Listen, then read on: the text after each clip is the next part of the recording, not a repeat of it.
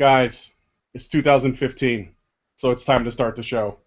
Welcome to Nerdrevolt number 38. I welcome our new Gamer Overlords. I am your host, Brian Martinez, and I am joined by my friends and a new friend. Welcome, Cult of Vivian, or just Vivian. Vivian, say hello. Hi, just Vivian's fine. Okay. Yes, we have the Vivian herself, so you know this show is for reals.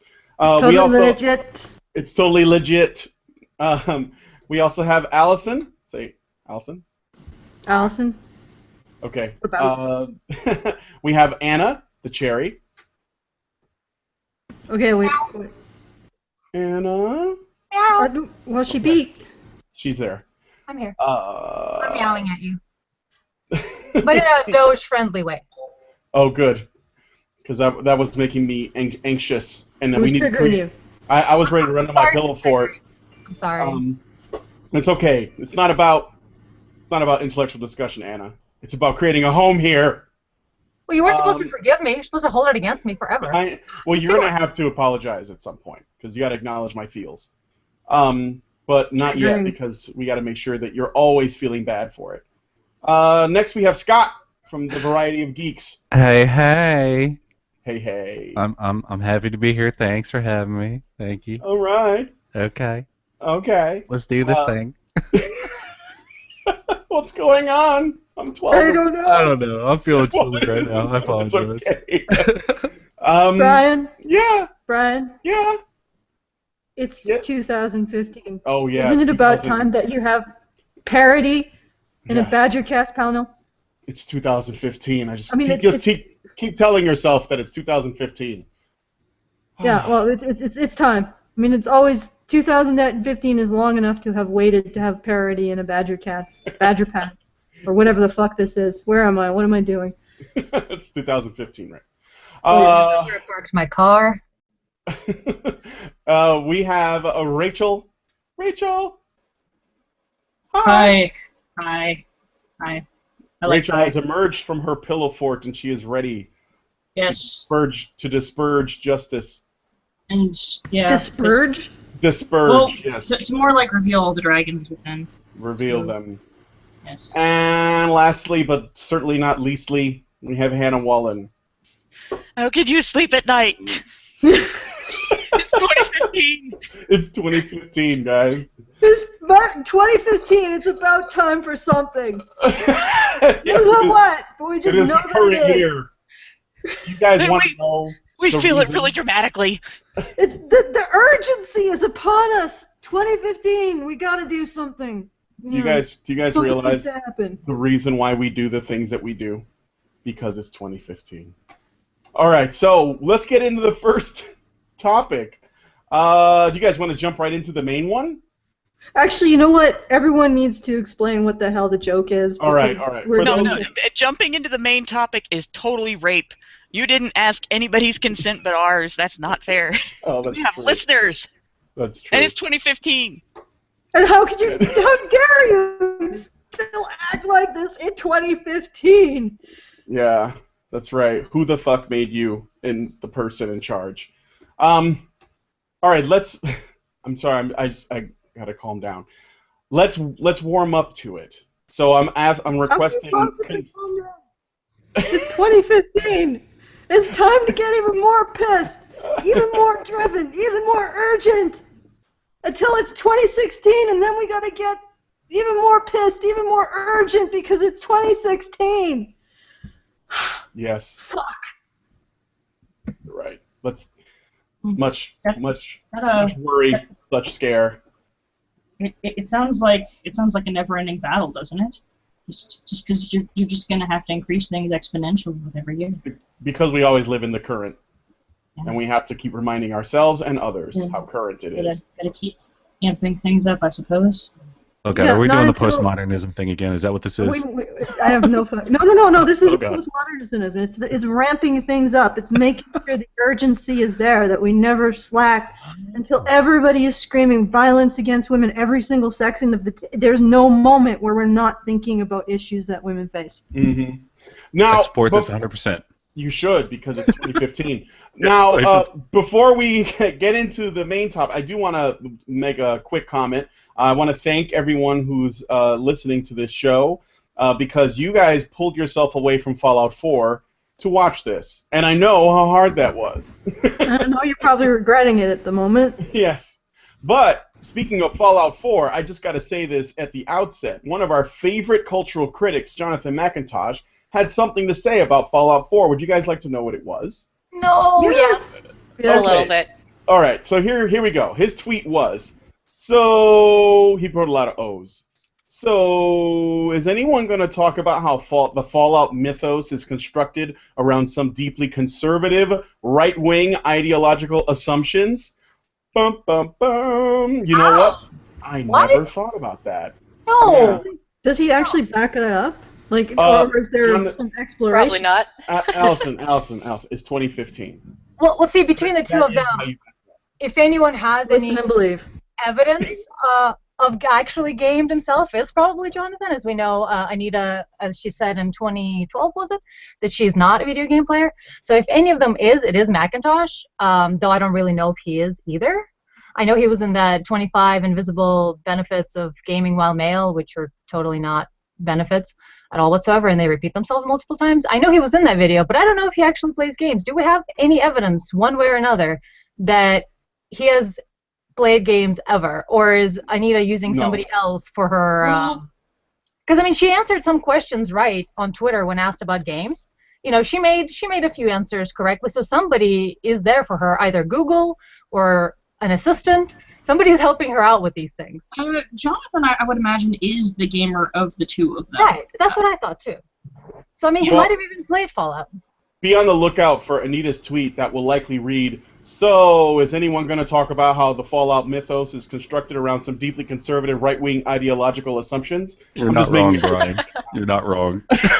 Please, for the love of God, what's the evidence? He says conservative It's or whatever. 2015. Allison, you've got to understand that this is 2015, and evidence is not something that people need. As long as there's an implication of something, that's enough.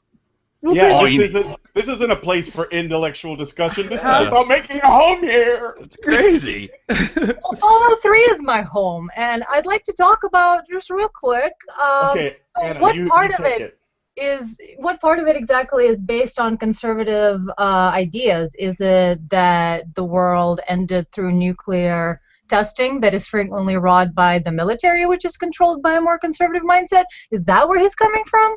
Or what is it? Is it the vault, that every overseer of the vault was a man, not a woman? I don't think that's necessarily true. There have probably been women overseers. So what part of the structure of the world of Fallout is that he's referring to? Can anyone help me out with this? Anna? Yes. It's 2015. You're right, both I think. It's 2015. Anna, you don't know the 2015 thing, though, do you? No, I don't. Okay. I have no idea. Allison, you're Canadian. You can speak Canadianese. Why don't you No, explain? no, I'm not going to be the one to ask. Okay. Someone Well, else explain it. well, I mean, to sum it up. Oh, actually, yeah, Rachel, do you want to do it? Well, you know what? Apparently Justin Trudeau was making some statements about how it's 2015 and therefore we need to be on these problems, these issues that he thinks, and then we need to be more progressive and everything needs to be, I don't know, like what is he expecting? We don't even have fucking hoverboards. What does he want? Well, when he was asked why he feels the way he does about things, he said, 2015. Scott?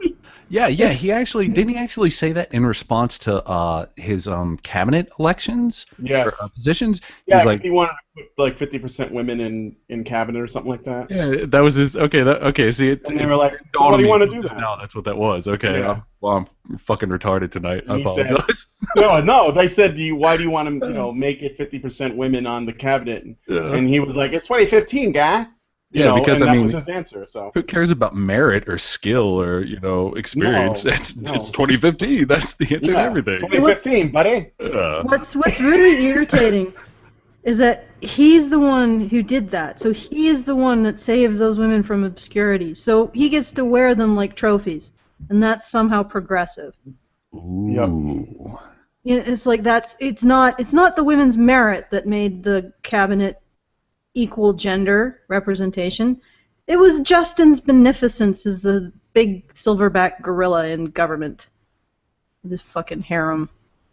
Fuck that. There you go. He didn't look old enough to be a silverback. Maybe he dyes his hair. He bleaches out his back hair. It's 2015, guys. I don't know. All the pictures they posted, he doesn't actually look old enough to be out of college. So. I think he's older than he looks, I believe. Maybe. Yeah. But although it doesn't help having those ridiculous sparkly pictures of him on a goddamn horse. Fuck. Ugh. I'm embarrassed to be a goddamn Canadian. Please don't look at me. Prime Minister, He's not now a back horse. to me. He starts selling body wash now. Justin Trudeau shampoo for that 2015 look. Sadly, It's Diamonds 2015, damn it. This channel is now Diamonds. He's going to be the spokesman for Old Spice in Canada from now on. Yeah. He's going to do his commercials where he comes out in a towel. New Spice. It's 2015. It's Hello, ladies. It's time for Old Spice. I'm here It's to help you. 2015. Okay, guys, It's we got 2015. too many channels of bullshit going on at once. We gotta rail it in. Okay, so I just want to throw out the Jonathan McIntosh thing. So, do you guys want to just jump into the main topic? I'm asking for consent, continuous and ongoing. Or Do you want it. to do like the No, Brian. No, don't. I don't want you to. Just kidding. Do it Okay. now. Do it before it's too late. I didn't know you could do that voice geek, right? I can do all kinds of voices. But All right. Kill stream! Oh my god, Vivian feels triggered. We gotta kill the stream. And it ends tonight. It ends Okay. tonight. Alright, enough fucking memes. Let's get All some right. actual content. Anna I'm gonna be the heavy. Anna. Cherry to the Yes. cherry. Mm-hmm. Yes, Do you have a read the thing? one on the gamers, maybe Okay. first, as it were. Sure. All right. Here is my summary written about 25 minutes ago in about 10 minutes. So forgive anything that doesn't make sense. I'll be happy to address your questions in the comments. All right. Neuronal flexibility is the most important factor to intelligence and learning of new concepts. Traditionally, white brain matter, also known as myelin, is the key component to ensuring this flexibility. New research on gamer brains is coming out with evidence of gray matter interconnectivity as a way on increasing plasticity in the insular subregions of the cortex. Cerebral cortex is the center of emotion, motor control, self-awareness, cognitive functions, and interpersonal experience. Given what we know about the structure of video games, the linear progression in difficulty, frequent rewards, character interactions, and the domination of storyline help support these findings.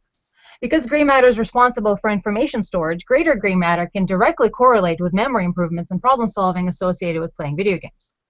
Another big area of effect observed in the study is the insula, responsible for somatosensory information, particularly on the left side.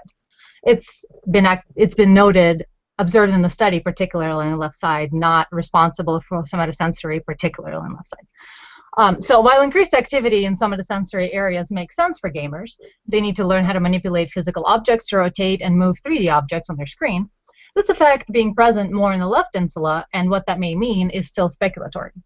Left and right brain hemispheres have slightly different function based on lateralization of function, and this difference, or hemisphere dominance, is maintained between feminized and masculinized brains. It is possible that linear progress, mechanistic fighting sequence physics, and reliable reward structure of most action video games greatly activates and improves the insula of the left brain hemisphere, responsible for logical thinking and problem solving. Video game capacity for increasing brain activity and socialization of autistic children is being heavily investigated as a result of these findings. Discuss. Okay, so can you just sort of summarize for us that don't understand a lot of what you're saying, what exactly that means? Sure. So the white brain matter and the gray brain matter, basically the white brain matter is kind of like the electric, like the plastic stuff that we have wrapped around electrical cords. And the same thing happens in the brain. So the gray matter is basically unwrapped neuronal electrical impulses, and like the neurons themselves that generate the electrical impulses that gives rise to brain function. And the white brain areas are the same, electric lines, the biological electric lines that are covered in myelin, which allows for greater signal strength because it doesn't disperse. It's contained. That's why we wrap our wires so that they don't spark everywhere. So that deals with also flexibility. That's one of the things we've noticed in women, for instance. They have a greater myelin in certain areas, and that allows them to be more flexible in some ways.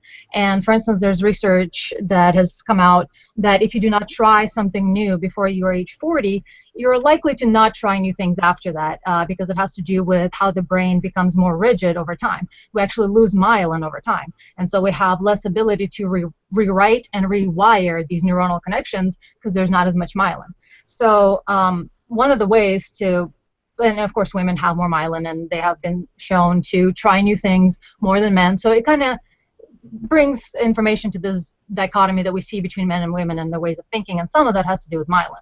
So if white brain matter is coded neurons that have to do with flexibility and change and rewiring and adaptability, then the gray matter is actually just a higher concentration of neurons that are not protected, but there's way more of them, and they kind of serves as memory storage. It's sort of a storage. And if it's in the hippocampus, then it's memory storage. If it's in other places, it's storage of whatever information is needed there. So what we've been finding typically is that flexibility and all that good stuff associated with intelligence is related to myelin. But what this study is coming out with is that perhaps the interconnectivity that is given rise to a greater interconnectivity that video games allow for the gray matter to have is another method of increasing intelligence. So you don't always just need myelin. You can have perhaps ways of rewiring or adding new connections in the gray matter and increasing the gray matter through such things as video games. So let's see. Going back to my article, what else do I need to summarize? Okay, so the cortex is this folded up thing that has massive amount of surface area, and it's responsible for like practically everything that has to do with us as like people, our feelings, our self-reflection, our view of the world, pretty much like cognitive functions, all of that stuff. And what they found in the study that we're talking about is the subregion of the cortex is where they found a lot of this increased interconnectivity and increased gray matter, and they're saying that it is pretty evident that this mechanism allows for gamers to have greater logical thinking, problem solving, and other improvements that have to do with a more like logical, structural brain improvement. And that it's not just myelin that does that, but we can find greater benefits in that through gaming because of the way the insular subregion of the cortex activates. So I don't know if that was any clearer or not. Okay, well let me ask you a few questions before we move on. Sure. So the way okay, you're echoing pretty bad. Just mute you. Okay, so the way that I've had it described, and correct me if I'm wrong, just as a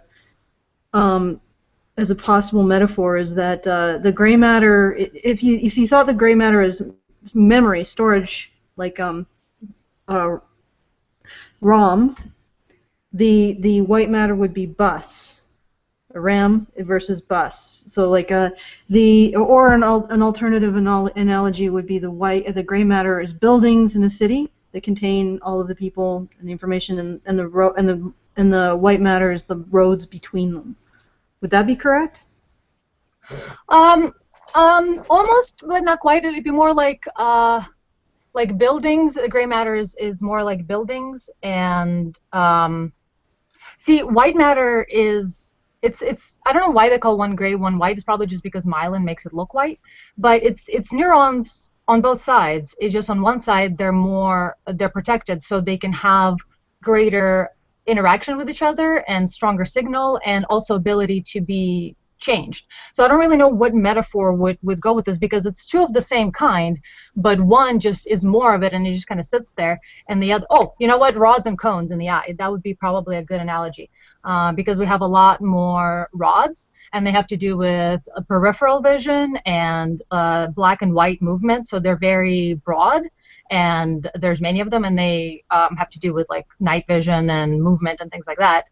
While the cones are very few of them, and they're right in the center where the iris, not the iris, but where the cornea is, and they have to do with colors and focus, like perception of detail, and there's fewer of them. So maybe that's a good analogy. I don't really know. Well, what I'm picking up is maybe so essentially they're just defined by function.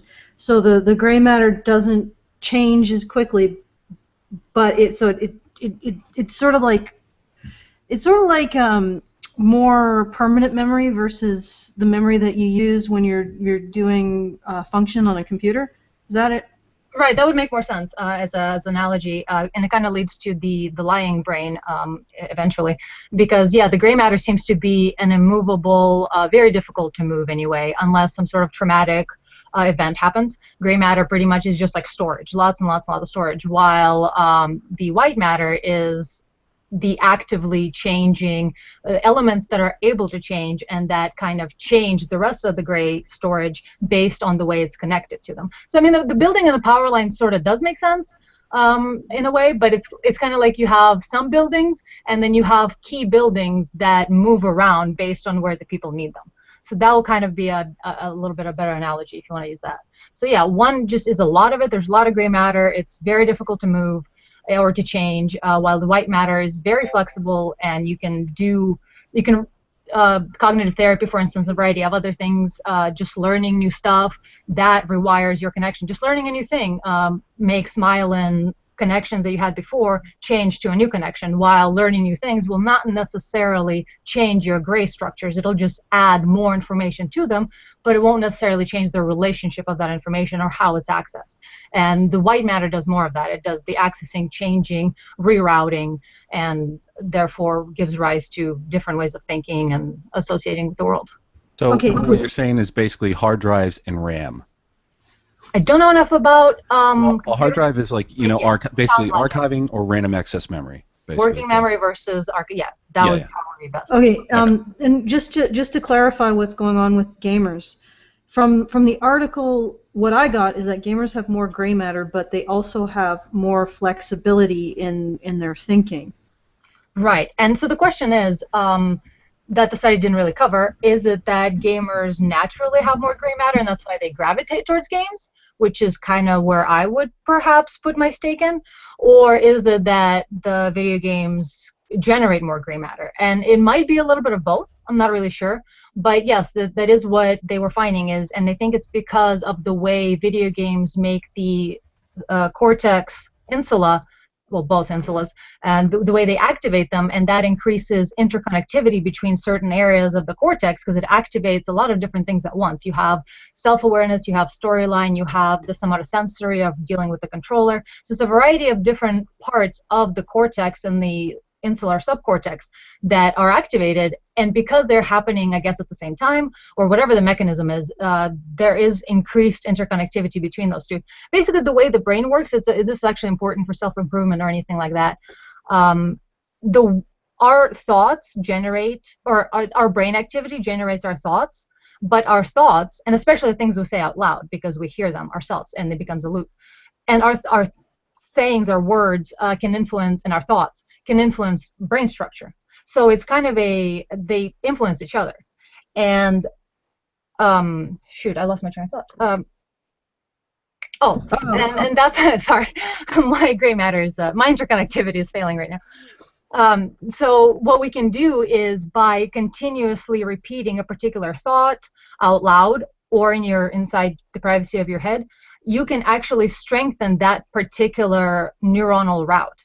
And so I'm thinking that's how the mechanism works in this study, is that by activating subcortex regions at the same time repeatedly, it creates that current, which then preferentially activates in the future. That's what part of the ways the brain works, is the more times a circuit goes through a particular route, the stronger that route will be chosen, path of least resistance. So whenever you say things out loud about yourself, make sure you say positive things, because you're listening to yourself, and those negative things are changing the way your brain is structured. And so it's kind of a really neat thing that your thoughts about yourself and about the world actually change your future thoughts, because they wear out paths in the brain. And so what I think, the mechanism of the study is that by activating it at the same time, it increased gray matter interconnectivity. And that gives rise to kind of like flexibility and all these benefits that we see from video gaming, which is quite a few, and I can list those if we need to. Sure, go ahead. All right. So not only is there evidence for games helping fight depression, and it doesn't have to be any particular kind of game for helping with hand-eye coordination and fine motor and spatial skills. It can be a action adventure. It could be just a violent, mindless, so-called video game. Even mindless video games actually help with hand-eye coordination, fine motor skills, spatial skills, planning and resource management, logistics, multitasking, simultaneous tracking of many shifting variables, managing multiple objectives, rotating things in space, following instructions, problem solving and logic. All of these are positive effects that we see increased as a result of video games. There's also been evidence of the two regions of the brain that are continuously hyperstimulated by games is the reward pathway, which is the limbic system, also known as goal orientation, and the hippocampus, which is the memory center. So we basically see an increase in goal-oriented reward seeking as well as increased memory as a result of exposure to typical video games.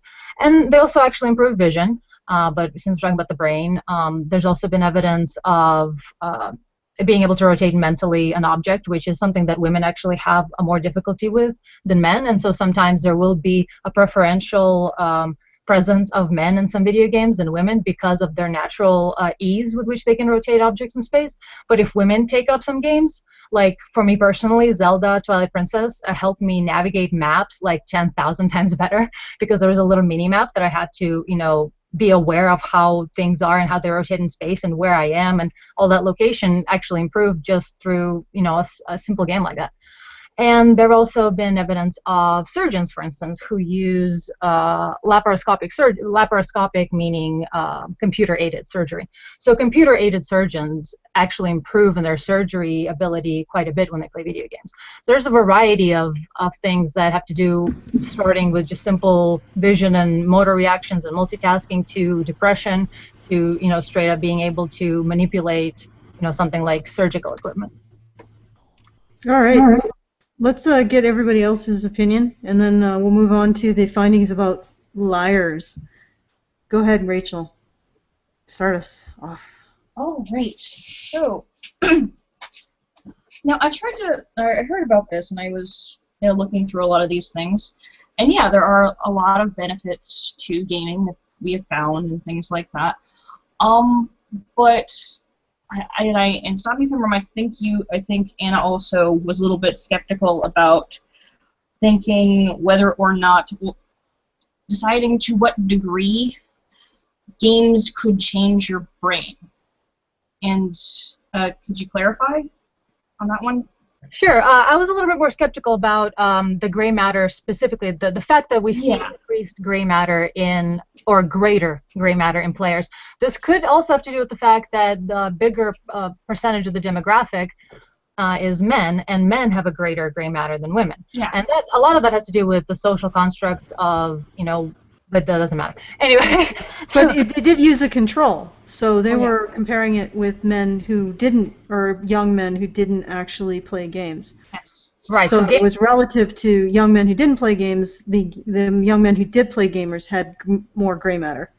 Right, and that's kind of probably, and I'm certainly on board with that gaming actually does increase gray matter, and especially the interconnectivity of the gray matter, because basically anytime you're learning stuff, that's great, more gray matter. And I think my skepticism was specifically about the starting conditions. All right.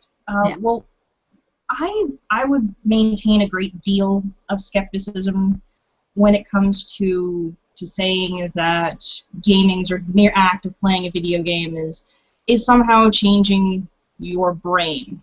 Because even scientists, when they've looked at a lot of these studies, and what I'm saying is, even when they've looked at this, they can't decide whether or not it's the fact that these people have these conditions already going on in their brain and they're already wired this way, whether it's that they are attracted to video games and they like video games and they're able to play them regularly, and so they're really interested in them because they have that brain already, or whether or not it's their brains are actually being changed by the mere act of playing video game. Well, the thing is with neuroplasticity, everything changes the brain.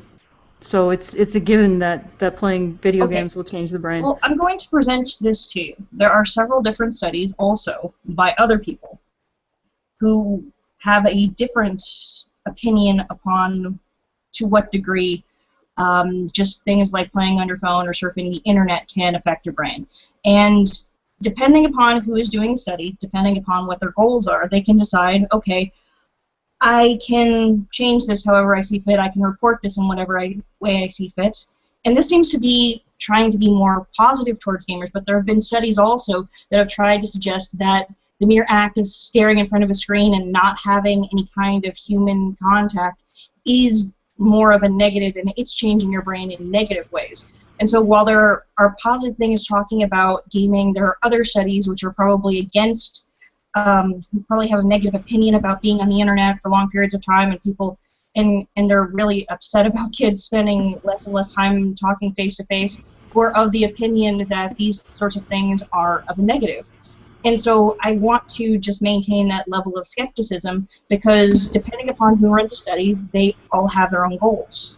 Well, okay, but here's the thing. Yeah, ideological research, but there's going to be, even if they do present a negative finding, if it's justified by the actual research, then we have to incorporate it into our. Well, yes, but how much research has actually been done on this? And are they looking at people who are casual gamers, or are they looking at people who are hardcore gamers?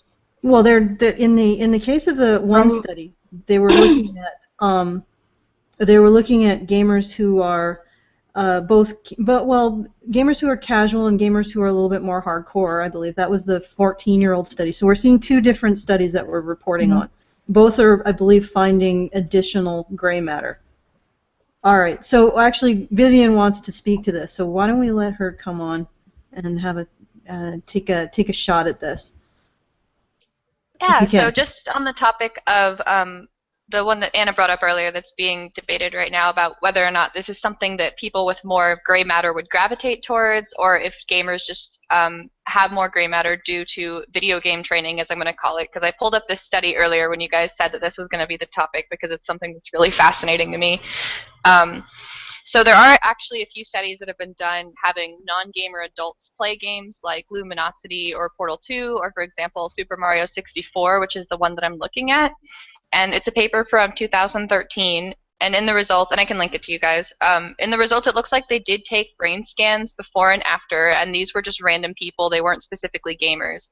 And there is a difference, and it's not guaranteed, but the probability of these changes occurring in the gray matter increases after video game training, as the study says, according to these authors. And I could read a little bit of the abstract. It just talks about cerebral structural plasticity, how they investigated it, and that they found significant gray matter increases in the right hippocampal formation, in the prefrontal cortex and the cerebellum within the training group. So compared to the control group, there was an increase in gray matter and in structural plasticity of the brain. All right. I'm actually looking at some of the negative commentary that's been on games right now. Some of the connections has been video games being blamed being blamed for violence because of what they contain. However, I believe there's more research recently that has associated video games with more moral choice decision making. In other words, other studies have found that when you present gamers with, you even put gamers in a game that recreate incredibly immoral acts, after the gamer has concluded the game, the sense of guilt from the immoral acts done in the game make them more moral in everyday life. And that was what the study found. Now, I'm not sure if that's just one study or a suite of studies. I'd have to look up specifically. So there is some. Did they confirm it to be from a sense of guilt and not necessarily just out of a better understanding of the act itself? Well, it may have been from. I'm not sure if it was a. I think they did actually did actually look into the level of guilt based on, like, what they did is they did a two-pronged study. They would have someone write down something that they had done in their life that had generated, they felt very guilty about, and then the other group played a game in which they simulated basically war crimes, and at the end they asked them they asked them about they essentially somehow determined the level of guilt of both groups. And they found that the people in the gaming group did feel more guilt. Now, I'd have to reread or relook at the study to find out what exactly they did to determine the level of guilt. I think they maybe made a scenario, and they might have looked at involuntary responses. I'm not sure. I'd have to get back to you on that, and what specifically they did to measure the guilt. But I'm 100% certain that they did measure guilt somehow, and they did find that the people in the gaming group were more guilty than the people that simply recalled an incident where they felt guilty. So, newer evidence is contradicting this connection between video games and violence. Apparently a lot of the so-called research into the connection between video games and violence has been opposed by media scholars. So this is like controversial, the connection between video games and violence. And again, if you're looking into this, look into the original studies, look at the methodology, look at the conclusions, look at the biases of the researchers, and look at all of this stuff before coming to your own conclusion. So what it sounds like is what they're finding is that video games can build strengths and capabilities, or at least help build strengths and capabilities in the brain the same way. Maybe not as effectively, but the same way that weight training builds strength and capability in the muscles, or the same way that it's been studied and somewhat confirmed that doing puzzles and more difficult reading, reading things that have more difficult content that you have to analyze and think about when you're reading it and so on, can build capability and improve your thought process and everything, as opposed to behavior training. That they don't change the kind of person you are, they don't change the behavior you exhibit, they don't brainwash you, but it's like exercising, as is what I'm getting from these studies, which is kind of funny because both my mother and I have been criticized as parents for, you let your kids play video games too young. My son learned to read playing video games, and it's just your kids learn to read by being read to and by participating, in the activity. They watch the book or they watch the game that you're reading to them and so on. But at the same time as that was going on, as the reading aspect of it is going on, we're sharing back and forth playing Breath of Fire 3, I should say, and Hercules, and a bunch of old PlayStation games, and I watched development occur that at the time I thought, this seems a little quick, and you kind of wonder now, did it speed him up? Did it help a little bit, or did it do nothing? But it was pretty obvious that it didn't hamper him any, because he didn't develop any slower than the other kids in our family, and it would seem to me that it would have a visible impact on a child that started playing games before he started coloring. All right, Rachel, make your comment. Okay, I will make a simple comment here. I honestly don't think that these have anything to do ultimately with your moral choices. Like, the moral choices that you make in the game don't... I think you're already affected by the morals you already have. Because how many times have you gone into an MMO or something and somebody was a dick to you? Or maybe you were a dick to somebody else. I mean, it's...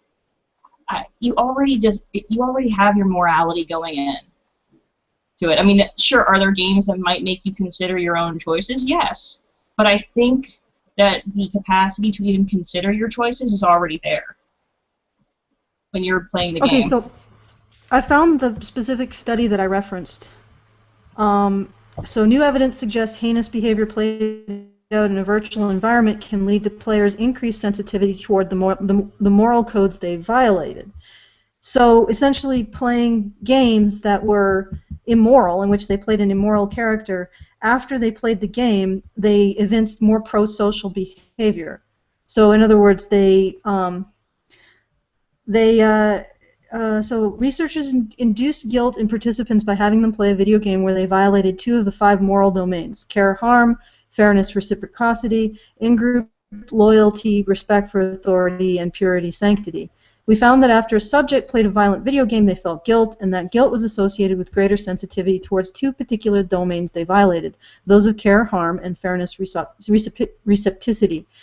Mm-hmm. Grizzard says that was the study leader. The first includes behaviors marked by cruelty, abuse, lack of compassion. The second by injustice or the denial of the rights of others. Okay, so essentially, I imagine that after okay, so I'm trying to figure out how they assessed guilt. Okay, so after completing the video game or the memory recall, participants completed a 3-item guilt scale and a 30-item moral foundations questionnaire designed to assess the importance to them of the 5 moral domains cited above. So essentially, and I assume that this was randomized, so they would have randomly selected people to either play the game or describe a guilt-inducing episode during their life. And they found that playing the game made people or caused people to score higher on an index related to feelings of guilt. And this is that's really interesting. And I also note with this article that I'm reading on the negative and positive effects of video games, and this is really important for anybody who's looking through evidence of something. What I've noticed just looking through this article is that all of the positive effects are sourced with actual studies. The negative effects don't really have that many studies. They're just mainly assertions of concern by groups of people.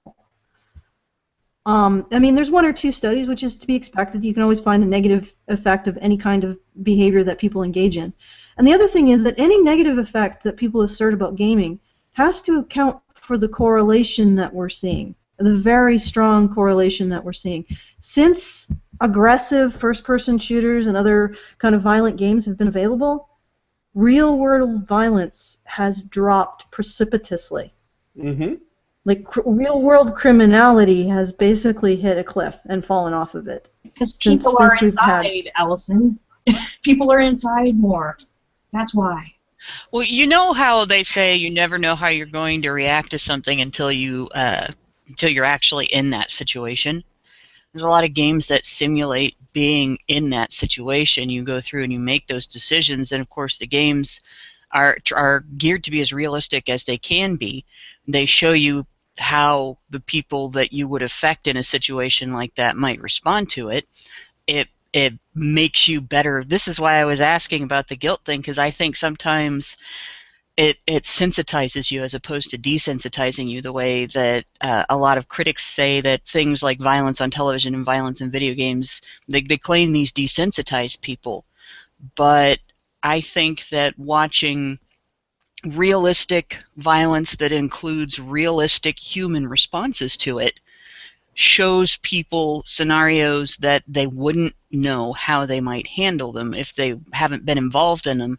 But once they're involved in them, they're fully aware, more than ever, that they really would rather avoid that situation. They don't want to make that decision. They don't want to see people responding to them that way. All right. So anyway, I mean, in terms of figuring out what all of this means, look at the studies. If that's true, it's a plausible causal mechanism for why violence has gone down since the introduction of games. And incidentally, it's extremely difficult in sociological studies to extricate causation and correlation. And one of the things you need to actually assert causation is a causal agent. So this idea that games actually sensitize people to their moral choices, as shown in this particular study, could be a causal agent for why, since the introduction of games, the amount of criminal violence has gone down drastically. And criminal violence tends to be a thing. I mean, drug dealers also spend or drug abusers also spend a hell of a lot of their time indoors too, but they still manage, in many cases, in some cases, I mean, highly addictive, to extremely dangerous substances, still manage to get out and engage in criminal activity. If the impulse is there, the motivation is there, that people are going to do it. So. Mm-hmm. Vivian, yeah, drug dealers spend a lot of time indoors. Okay, sorry, Vivian, I've been jumping over you then. Oh, it's no problem. I just wanted to say, like, with everyone's talking about morality and going back to what Rachel said about morality already being formed when you play a game, I did want to bring up the point that a lot of times the people playing games are children who are still much more easily influenced than adults, which is why I think that good parenting and paying attention to game ratings like from ESRB and talking to your kids about these sorts of things is really important, I mean, just in general. And I would also like to see more studies done on the effects of moral choices and violence in video games in single player versus online multiplayer versus local multiplayer, because, and this is sort of anecdotal, but me personally, I play a game really differently on my own than when I'm with friends. Like with friends, I have the tendency to mock more, take everything less seriously, and generally just sort of goof off. When I'm alone, I get a lot more absorbed and affected. And I'm wondering if this could be why we hear so much about, gamers are these misogynistic pigs because of, Grand Theft Auto Online, and they say rude things. But in reality, I think it's just that people are not themselves when they're in this sort of online multiplayer environment, and I would sort of like to see a study done on that. Yeah, well, there's lots of areas of study that could be clarified what's going on. I'm not sure how they would ever untangle causation with violence in games. That would be a really tricky study to do, because they probably have to do some sort of longitudinal study. I guess it doesn't have a lot of the ethical problems that a lot of sociological studies would have, because you can expose children to games or not expose children to games and then see what happens, and people won't be like, oh my god, you're horribly. Yeah, true. Most people won't be afraid of it. Yeah. Okay. So Hannah, go ahead. I think the issue between people who think who think bad things about gamers because of their experiences online with gamers might also, that's a little bit more complex of an issue, because it also involves a conflict between people who are better at sort of being laid back and getting their yucks from just not taking things seriously and making crude jokes and being sarcastic with each other and razzing each other and things like that, and people who are not accustomed to that kind of humor, or people who aren't adept at engaging at that type of humor. Because like I used to be really oversensitive, like to the point of being like pincushiony, and I had to develop that thick skin because I come from a family that's very opposite that.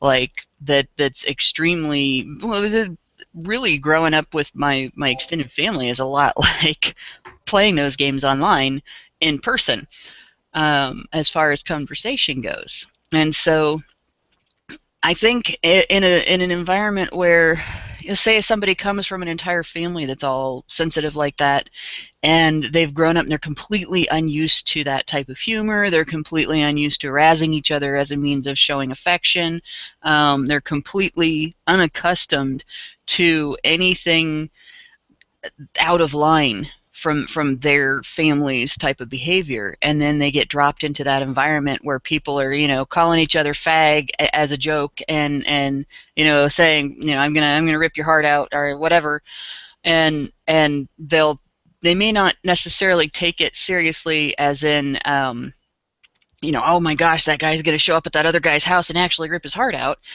But to them, it might feel like being slapped in the face and so on, and they might not be as equipped to handle it. And they develop these opinions not because necessarily they're assholes or they're extremely judgmental, but because they haven't developed the tools they need to sort through that and realize that it doesn't make the people they're dealing with assholes.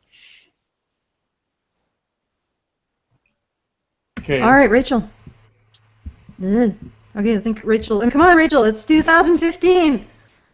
I thought Scott was gonna go. But anyway, No, you go ahead, Rachel. It's your turn now. Are you gonna do the Duke Nukem voice? Maybe. Can you do We'll it? see. Okay, maybe. Okay. Well, what I was gonna speak to this is that there's a lot of different correlations with the decrease in crime since about, I think it was 1985. Another one correlated it with the access to the more access to abortion and birth control, meaning that there were people who have been in really, really bad situations growing up that simply were not alive to grow up in those terrible environments and urban decay and all of those horrible things. So we could also bring that onto the table. But if we want to talk about all this, is it that they're playing games, or is it that they're now more comfortable staring at a screen for hours and hours at a time instead of being outside and engaging with other people, and they're so absorbed into what they're doing, they no longer consider, oh, okay, I'm bored. Hey, let's go fuck with some people down the street. Or, man, I'm bored. Like, want to try drugs? Or, I'm really, really bored. You know what? Alcohol sounds like a good thing to try. Let's go do that. And so, because they're engaging in these kinds of traditionally introverted interests that usually introverts would have been interested in, because you think about introverted people, you think about people who have no problem spending hours building models and reading books and things like that, and being stationary for long periods of time. And now you have that sort of thing being open to a variety of people who now, extroverted or introverted, feel comfortable doing those things. And so is it that? Is it that they found a more constructive outlet for their time? Or is it that they're playing these games? Is it the games that are making them more moral and deciding to stay home instead of engaging in crime? I mean, that's the question that we have to ask ourselves. There's a lot of other plausible reasons for it. We shouldn't just decide on one. Well, I don't know that we are. I think we're saying that there's some evidence that shows that it could be the case, but I'm sorry, I'm talking over Hannah. Hannah? Well, isn't Scott gonna say something first? Yeah, Scott. No. Talk, Scott says no. We have ways of 2015. We gotta go. We gotta move. Hot. Come Let's on, go. Hannah, go for it. Say your piece. What I was going to say is that the same things that are attributed to gaming can be attributed to sitting and reading books. And that was another one. My mother was heavily criticized for letting me spend too much time with my nose in a book as a kid. And for the types of things that I read, because, you know, most 8-year-olds are reading Ramona Quimby books at that age, you know, back in the 80s.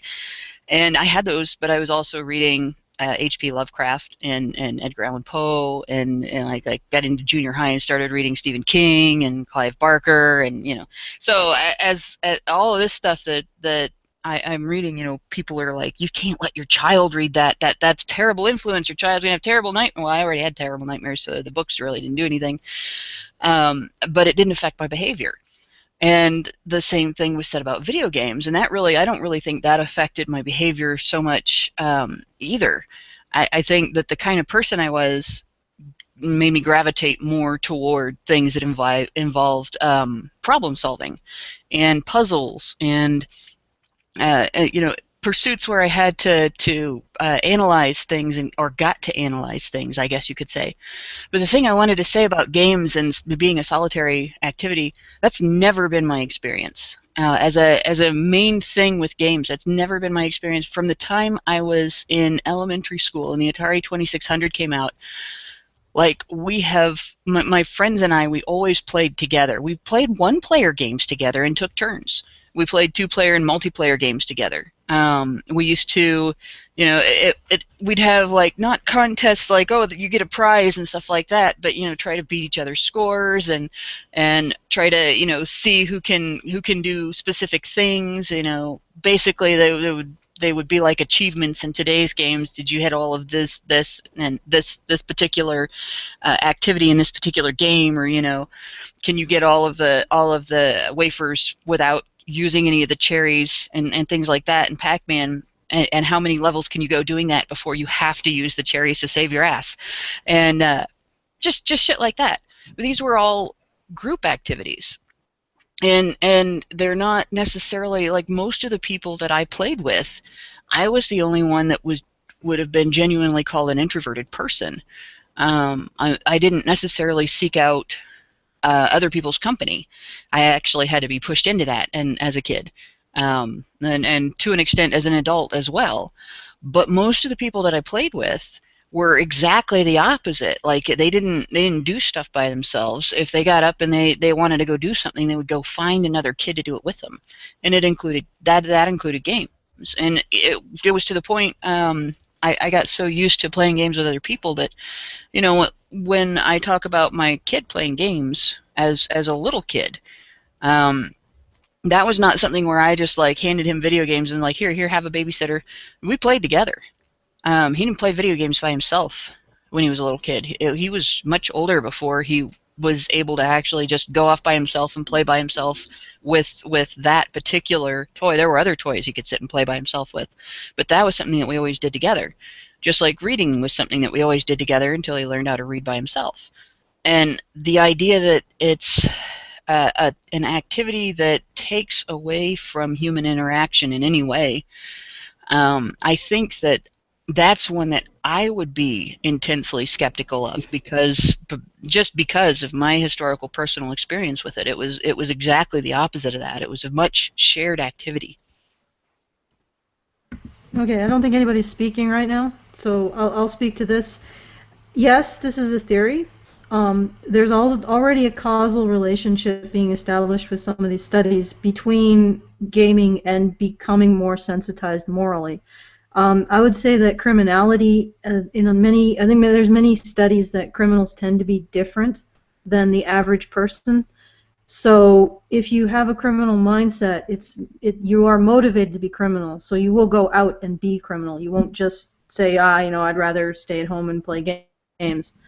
That's I think that's a little bit. I'm not sure I can get behind that analysis that it's the fact that games keep you home that has reduced the amount of criminality. I mean, because before games there was TV and books, and if people were so inclined to be introverted, they would be. So I mean, it's up in the air. What would have to happen to actually prove causality for sure. And I would point out that even for example, cigarette companies will say, it's correlation, it's not causation. I mean, there's a lot of evidence that there's cigarettes cause cancer, but they can still say it's correlation because not causation, because nobody's done the longitudinal study where they've gotten certain people to smoke and certain people to not smoke and judge the difference, because it's unethical. And they have to have all of the controls on the study. You would also have to make people smoke who wouldn't otherwise, don't have any predisposition to smoking.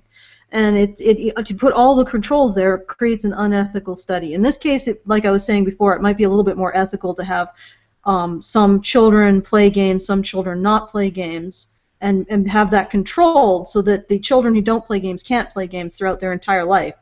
It's a little difficult, but at least it's not as unethical as the other situations that involve potentially toxic chemicals or dangerous activities or abuse or any other kind of thing. But this is all like untangling causation and correlation across the board is difficult for sociology. It's almost impossible because ethical considerations and also the difficulty of looking at creating the experiments. But the theory is that games are responsible for the reduction in violence that has occurred since the introduction of very, very violent first-person shooters in the 80s. And we have now evidence of a causal mechanism that games actually do sensitize people to guilt.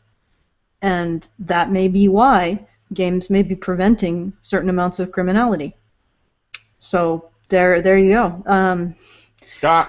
Yeah, go ahead, Scott. Yeah, no, I just think it's kind of an interesting thing to look at. Like you said, the causation is obviously there's such a myriad of different factors that could play into it. But it is interesting to think of the video game market becoming more widespread and more saturated into more homes, that these things are kind of lining up. So it makes a very interesting, you know,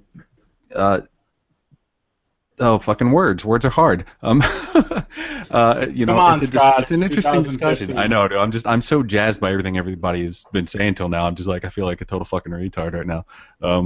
But yeah, no, it's a very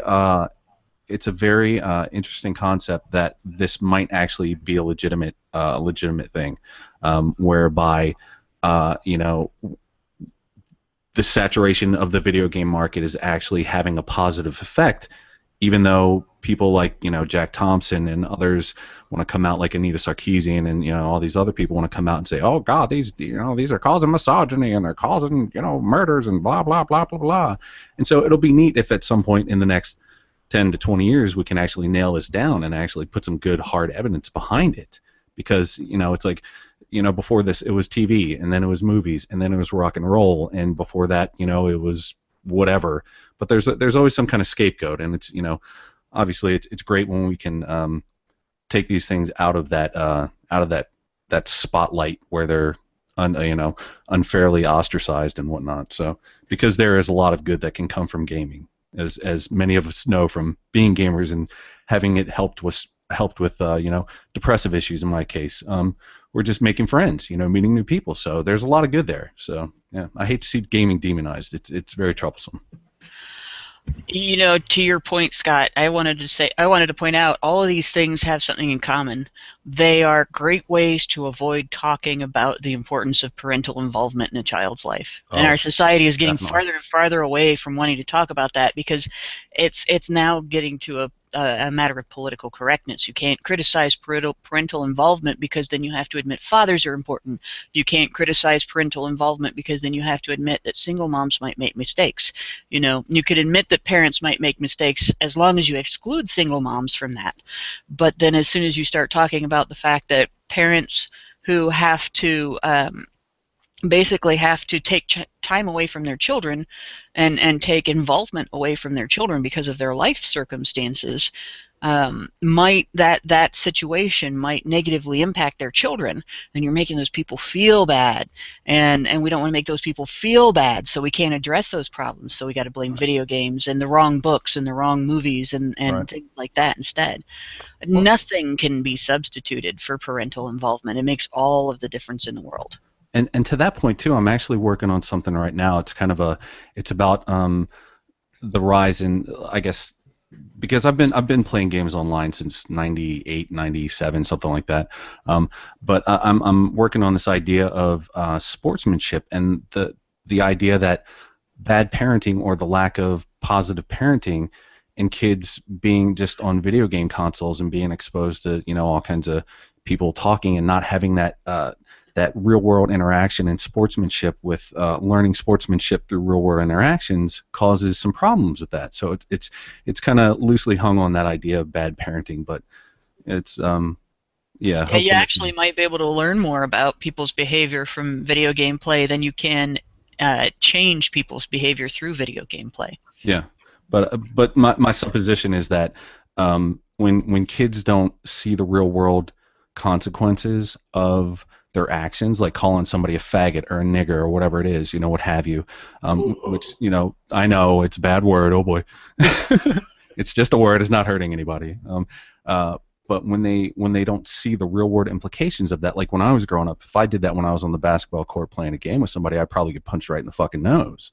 You know, and kids today, they can just spout off all this insane shit. They can just talk a whole lot of mess and not feel any consequences of it, and they don't really get the idea of sportsmanship, and being at the end of the game, you're like, you know, good game, way to go. It was a good battle. We might have talked a little shit, but everything's cool in the end. So, I think that who teaches boys sportsmanship? Yeah, you know, it's like fathers do. Yeah, so they're like the first people, because like they play with their infants and they play with their toddlers and stuff. Yeah, I mean, they're one of them. I'm not saying they're the only ones, but I think fathers teach, boys. They teach them sportsmanship. They teach them how to use their boy energy. They teach them, the benefits of exploring, taking risks, things like that. All right. So why don't we get to the wait, Cherry? Why don't you say your piece and then maybe we should read out the wire stuff. Real quick to Scott's point is I think we need to look into not globalization per se, but a lot of these structures in the way we live in America or have arrived at this point, however we arrived. There's a very big difference between socialization in third world countries or second world countries where I'm from and, for instance, America. Coming here, everything is really, really, really far apart. You have to drive everywhere. And kids also, and also there's this thing about being afraid to let your children out in the yard, or there's just somehow not a communal living like there is, for instance, in Russia, where there's an apartment building that everybody lives in, and there's a common yard where all the kids play. There's a variety of things that have to do with American culture that have disabled children and young adults from being able to interact with each other. They can't go anywhere to meet other people like them. Their parents have to take them somewhere, and parents are busy. They're constantly working. They can't go to the yard because there is no yard, and the parents are afraid that somebody's going to kidnap them. And there's the coddling sort of children. Not to mention that in the South, for instance, it might be in other areas of the country too, but in the South they are not allowing children in elementary school to even touch each other, because they're like worried about wrestling or hurting or whatever. But you can't wrestle, you can't play, you can't have normal human interactions of touch in elementary schools anymore in some areas. So there's a variety of good things. Sorry, I read your comment. There's a variety of bad things that have conspired to create the situation. And we hear about escapism a lot in games and things like that. And reading, for instance, is not encouraged through television and other things. Unlike growing up in Russia, I thought computer programmers and intelligent people were like the hottest people in the world. Like sexy, amazing, wow. But then moving to America, they're like, ew, Bill Gates is a nerd. That's gross. So, there's just a variety of cultural differences that have pushed people away from things like reading and societal structures that disallow people from being able to take public buses to see each other, from being able to live next to each other as neighbors in an apartment and like just hang out in the yard. There's a variety of things that push more and more American generation, the newer generations, towards electronic things, because that is the only way they can get physical interaction, they can get an interaction with people on an emotional level that is not that they're friends, because it's really difficult to make friends for people. And being in school, etc., there's bullying, you don't really know how to relate to people nowadays because you don't spend any time with those people, like you were saying, and people really don't know how to relate to each other unless they're in some sort of maybe video game world where there are consequences to their actions. But that's not every game, because you have games like League of Legends or Call of Duty where there's extremely toxic chat. There's just people are taking all of their issues out on each other. So it's kind of a convoluted issue, but you have to look back on the structures of American living that have separated people and do not allow them to experience time with each other as children nearly as much. And schools don't really help with that either, because they're not even allowing kids to touch each other anymore. So it's very, I don't think we need to blame video games for that. I think they are a result of a broken system. Yeah. Anna, do you want to read the next? Well, wait, we should say, I think we have to say goodbye to Vivian first. Yeah, unfortunately I do have to go. I have to make tacos Tuesday. Go ahead. Is that a taco? Sorry. It looks so cute with the Doge. Another stream. Thank you, Vivian, for coming and joining us, and we hope that you will make time to come back again. Otherwise, you're going to feel like you weren't stoked on me. Oh, God. Okay, let's stop. Well, thank you guys for having me. I really appreciated listening to you guys talk. It was, oh my gosh, this has been such a nice break from the shitposty streams. I love intellectual conversation and just basking in it. Sorry, fangirling. But yeah, I would definitely love to come on again sometime. All right. Well, we definitely would love to have you on again. Nice. All right, bye guys. Okay, bye. Have a good night.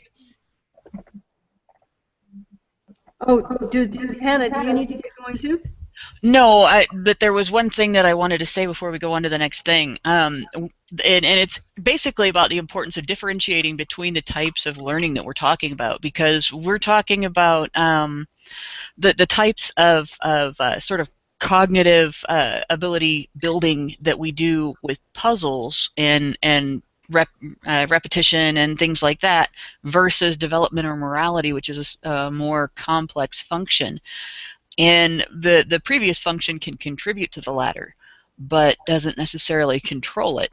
And I think that that's where we're getting off on different feet with video games, where, like Rachel brought up in the chat, so when video games do good things, then there's a cause, it's a cause, and when bad things are associated with them, it's not. I don't think it's that case. I think it's more of a matter that they may influence cognitive development. They may influence the basic function, but they don't necessarily control the direction of intellectual development and the direction of maybe emotional development. And so because they don't control those, it's not a direct effect.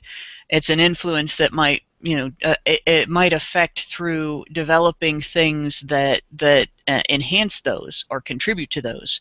So it's not necessarily that video games determine whether or not you become a violent person, but they make you better able to understand the consequences. And maybe make you better able to understand the impact or things like that. And the thing that got me thinking about this is, I was always encouraged to do puzzles growing up, partly for that purpose, the intellectual development, the cognitive development, and so on.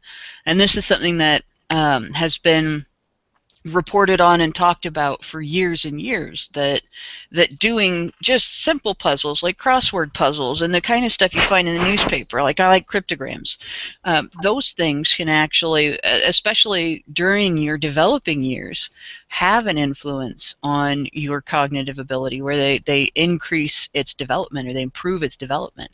And it's not necessarily a miraculous thing, but it is an influence, just the same as good nutrition versus bad nutrition might have some impact on whether or not you reach your full potential height or develop your full potential physical strength.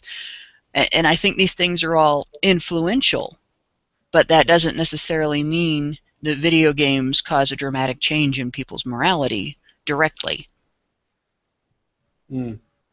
Doesn't mean they don't either. I think sorry, go ahead.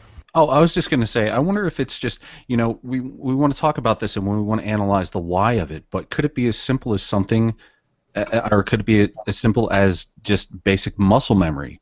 Because you're exercising that part of your brain, so to speak, and regardless of the morality issues or anything else, but just the positive, the constant reinforcement and constantly using those sections of your brain over and over again. Well, and there's also the effect of stories. I mean, you learn things from stories. There are things I learned from stories that helped me sort of develop my opinions on things.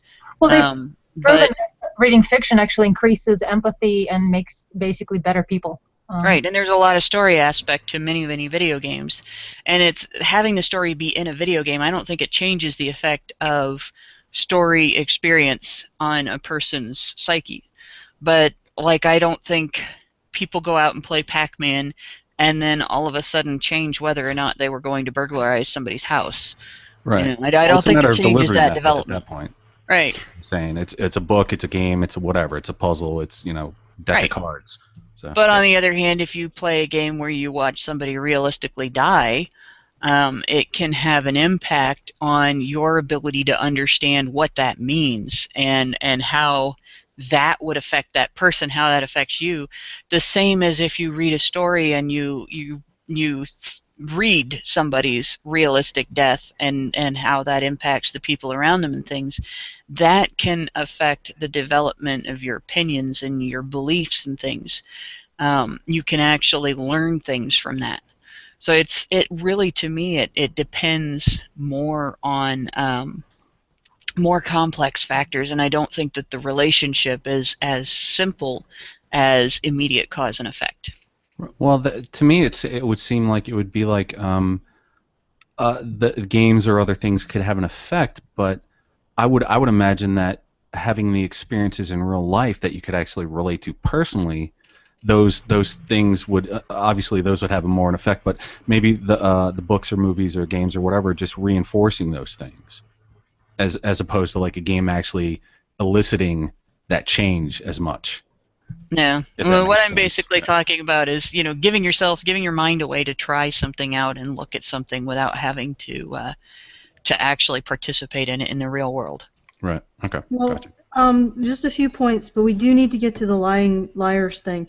One, when they look into morality, when the studies that look into morality, there's been some suggestion that morality is also an aspect of imagination.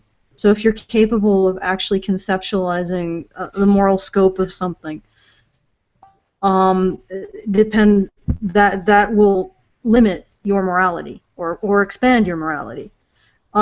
So that would be a function that the fiction would help increase our ability to empathize with others because it expands our morality. I wanted to point out was, I don't know, my cat is crying in the background. You know what? Just read the bit on liars. Let's get through that, and we'll move on. Anna, are you there? Okay. I'm on it.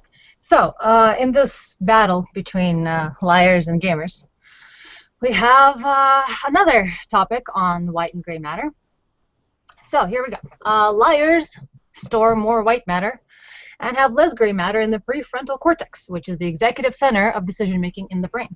White matter is also known as myelination, which provides greater flexibility to change and thus neuronal rewiring, something necessary for reading and manipulating individuals based on ever-changing circumstances.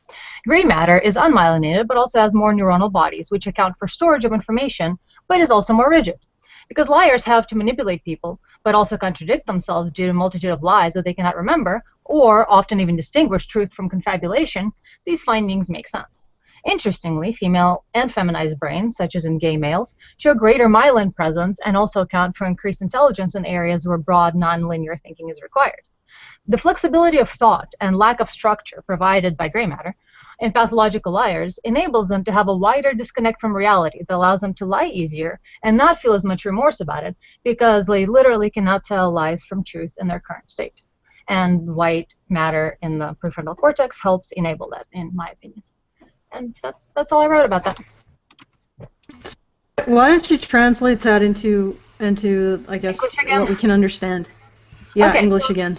They found a study, in this study they found that pathological liars, people who manipulate others, and they've done a variety of tests to find out that these in fact were liars, that they were lying. So all that is cleared up. And one of the things one of the ways in which they check for pathological lying is if there's inconsistencies in stories. Pathological liars will frequently contradict themselves during a long enough interview. So if you keep track of all of these things, you can catch them in the act, basically. So once they measured the liars' brains to, controls, people who did not have pathological lying ability, they found that the prefrontal cortex, which is like right here behind the forehead, and it is actually one of the only brain structures that is different between us and animals. So this ability to put off instant gratification, to have executive functioning, to make decisions, is something that is done in the prefrontal cortex. So people who have bad decision-making abilities, for instance, they will have frequently damage to the prefrontal cortex. And that's why animals don't, like dogs or any other animal, unless you're a dolphin, they will not put off instant gratification. They will instantly eat everything they have. They will instantly seek that reward.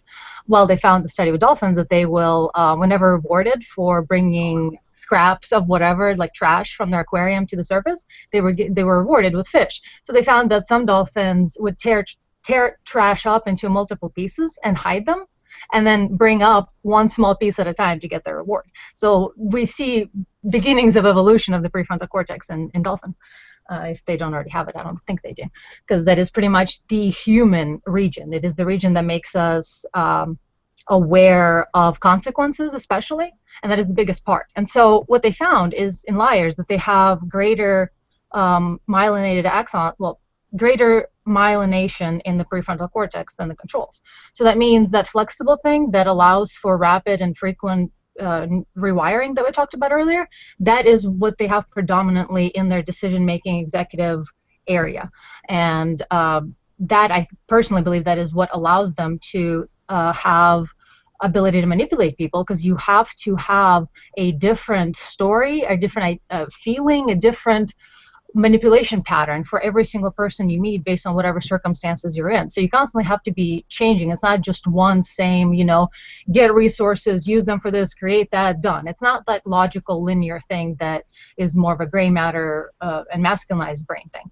The myelin thing allows it to be very flexible, very fluid, and so I think that's how they're able to manipulate people with greater ease. And I don't know if that causes them to manipulate people or just it's probably a reaction to doing it. I mean, see, that's the thing. We don't know. Is it that they had greater myelin in the prefrontal cortex to begin with, that they're able to lie once they saw the reward of it and they got away with it? Or is it that they started lying badly somehow and that increased the myelin and they got better at it?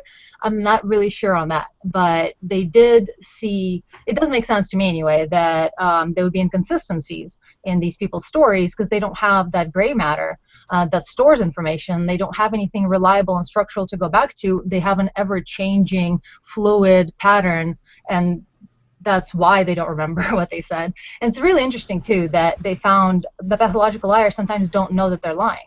And I think that has something to do with the fact that the executive, the moral whatever center of the brain, the prefrontal cortex, the one that says, don't go out and murder that person because, there's going to be bad consequences, or don't go and eat that cake like you want to, your instincts want to. No, that's going to be bad consequences. So having that center of the brain be more flexible and myelinated and able to change based on whatever the brain desires at any given moment, whatever manipulation it desires, that is how it's able to do it. It is able to do all sorts of immoral things and also not know that it's doing it because it doesn't have any reference. There's no structure of gray matter or a particular set of activations or connections in the neurons that they know is the truth. Everything is very much in flux, and I think that is what gives them the ability to lie so well.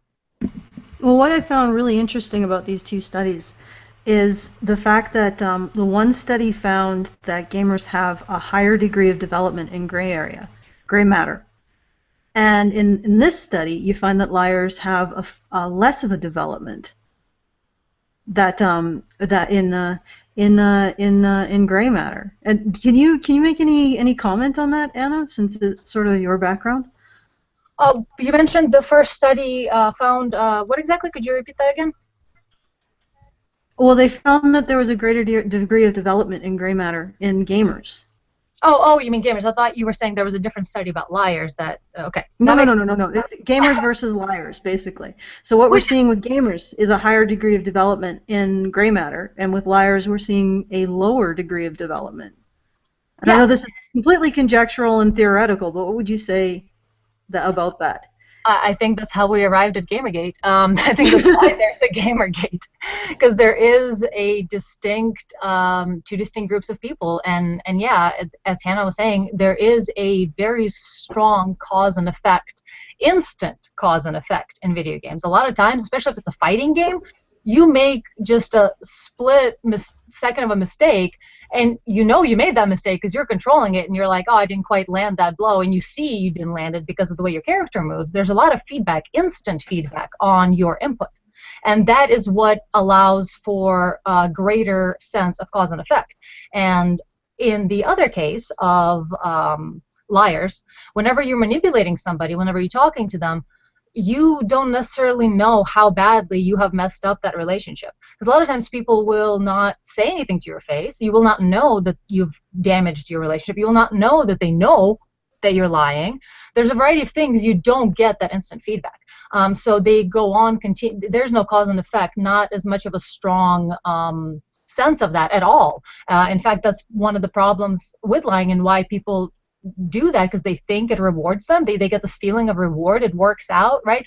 Except then their life falls apart and they don't know why, and they blame everyone around them. And it's like, well, you realize that lying thing you did that you thought you got away with, you didn't. You just did not see the cause or the response to your input instantly. And so over and over and over, you have people not basically having any consequences for their activity, and they also don't really have a strong structure of how the world works. That's kind of the thing. That's one of the things we need to teach our children always there, and one of the reasons why memorization is so awful, and certain people fail school because they cannot memorize. They need to understand. There needs to be a structure of the world, a way of looking at everything where everything connects. That is what gives rise to a powerful mind, to logic, to thinking, to reason, to self-improvement, to everything, understanding how things work. That's what does it.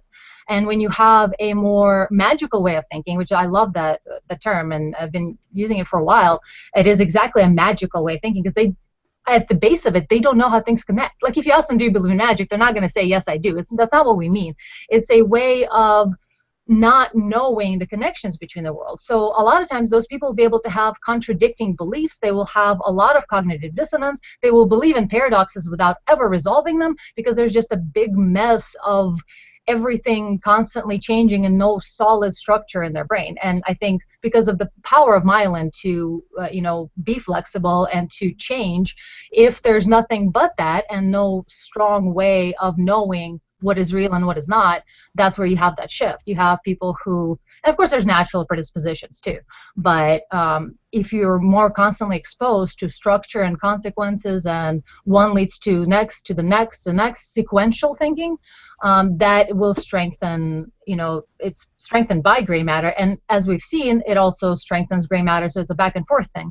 But on the other hand, we have people who don't really have any structure, everything's fluid, everything's changeable, there is no objective reality, so they can say or do or behave in any abhorrent way possible because there's no underlying basic understanding of consequences. All right, go ahead, Rachel.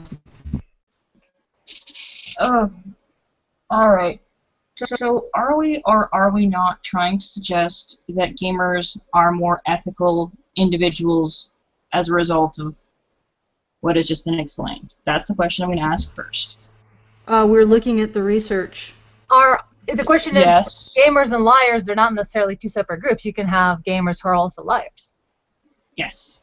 But are you or are you not trying to suggest that there is a predisposition towards being a more honest individual because you're a gamer? That's a straight question. We're looking at the evidence and what the evidence suggests. And there's only a handful of studies. Yeah, but you can still look at the evidence and see what it's suggesting, see where it's going with it. In other words, the straight answer is we're not making a suggestion. We're looking at the evidence and trying to come to conclusions about the evidence. Well, did we just not say that this has something to do with Gamergate? And Gamergate is a consumer revolt. And, that is a reaction to people lying about gamers. So that is the only connection we're making there. Yes. And if a gamer cheats in games and they find that it is okay to be a cheater, then they will probably have developed gray matter and developed white matter. So I don't think we need to be even bringing those two together, but it does relate to the fact that there is a difference between presence of white matter in the prefrontal cortex of liars and presence of gray matter and absence of white matter in gamers, which have also been seen to improve their moral behavior through gaming. So it does seem to, in my opinion, personally, is that people who are aggros, who are against Gamergate, they are suffering from lack of exposure to video games that they're critiquing. They're never played the games, especially the RPGs and things like that with storyline that would actually have improved their ability to not lie. I'm going to stand by my previous, well, I don't think I was able to state it, but I think that overall, the people that you choose to play games with and that children are choosing to play games with affect them probably more than the games that they're playing. And also the influence of their parents. And yeah, I would really wait for a lot more evidence to even suggest a correlation. That's reasonable. And I was going to add something to what Anna said before too. But I'm going to talk more in terms of the behaviors themselves rather than the tendencies of the people involved. Playing video games, and actually games in general, playing anything that has a set of rules and a set of consequences for the choices that you make like that, is an exercise in experiencing and sort of analyzing and responding to a known system of cause and effect. It's a mental exercise, and so you engage in it, you know, because you are geared towards that, and it's fun because you're geared towards that. You like seeing what will happen if I do this, and you like taking the challenge of how can I make this happen? You know, how can I get through this system and get through these hoops or get through these challenges and within the rules and achieve the goal. Lying is exactly the opposite. Lying is a way of breaking the rules, there's a set of rules that goes with lying because you're manipulating people on a psychological level. But the upfront and immediate rules, the normal cause and effect, lying is a way of circumventing that. And nothing has brought that home to me more than watching my friend go through the 7 Years in Hell story. That if you look up 7 Years in Hell on A Voice for Men, you'll know what I'm talking about.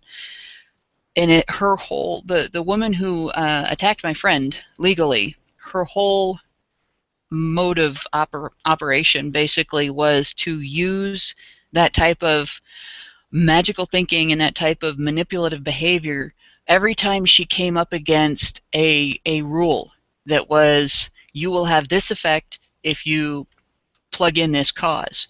She used lying as a basically as a rule breaker or rule bender that she could plug in and operate in what she probably felt was God mode.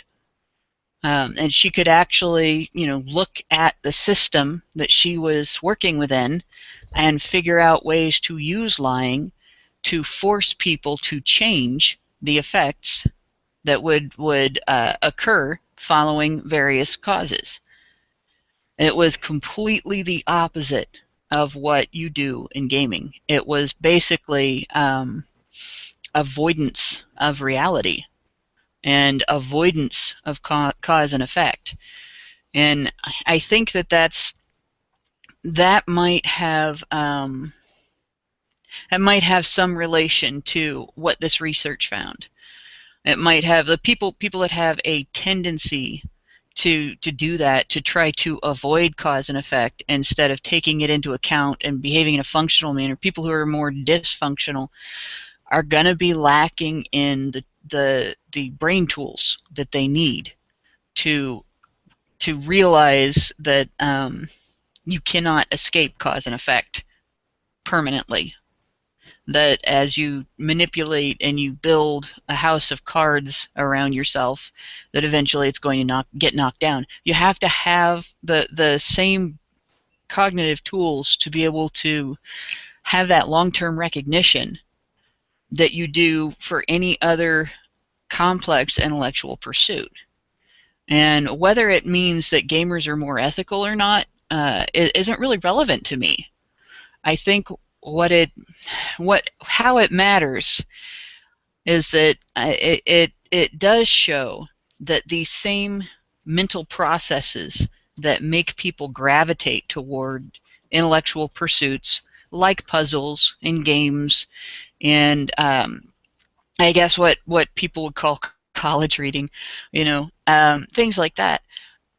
Those same tendencies come from that same place, and the tendencies to avoid reality and avoid puzzles and avoid that type of thinking. That's all going to come from the same place. That's as far as it goes. It's not a matter of if you play video games, it makes you a more ethical person, but it might make it reasonable to expect maybe a higher quality of ethics or a higher grade of ethics from a group of people that makes a regular practice of engaging in sort of a study on cause and effect and puzzling out cause and effect and playing with cause and effect, where they subject themselves to a series of standards and experience the consequences and challenge themselves with it rather than try to avoid them.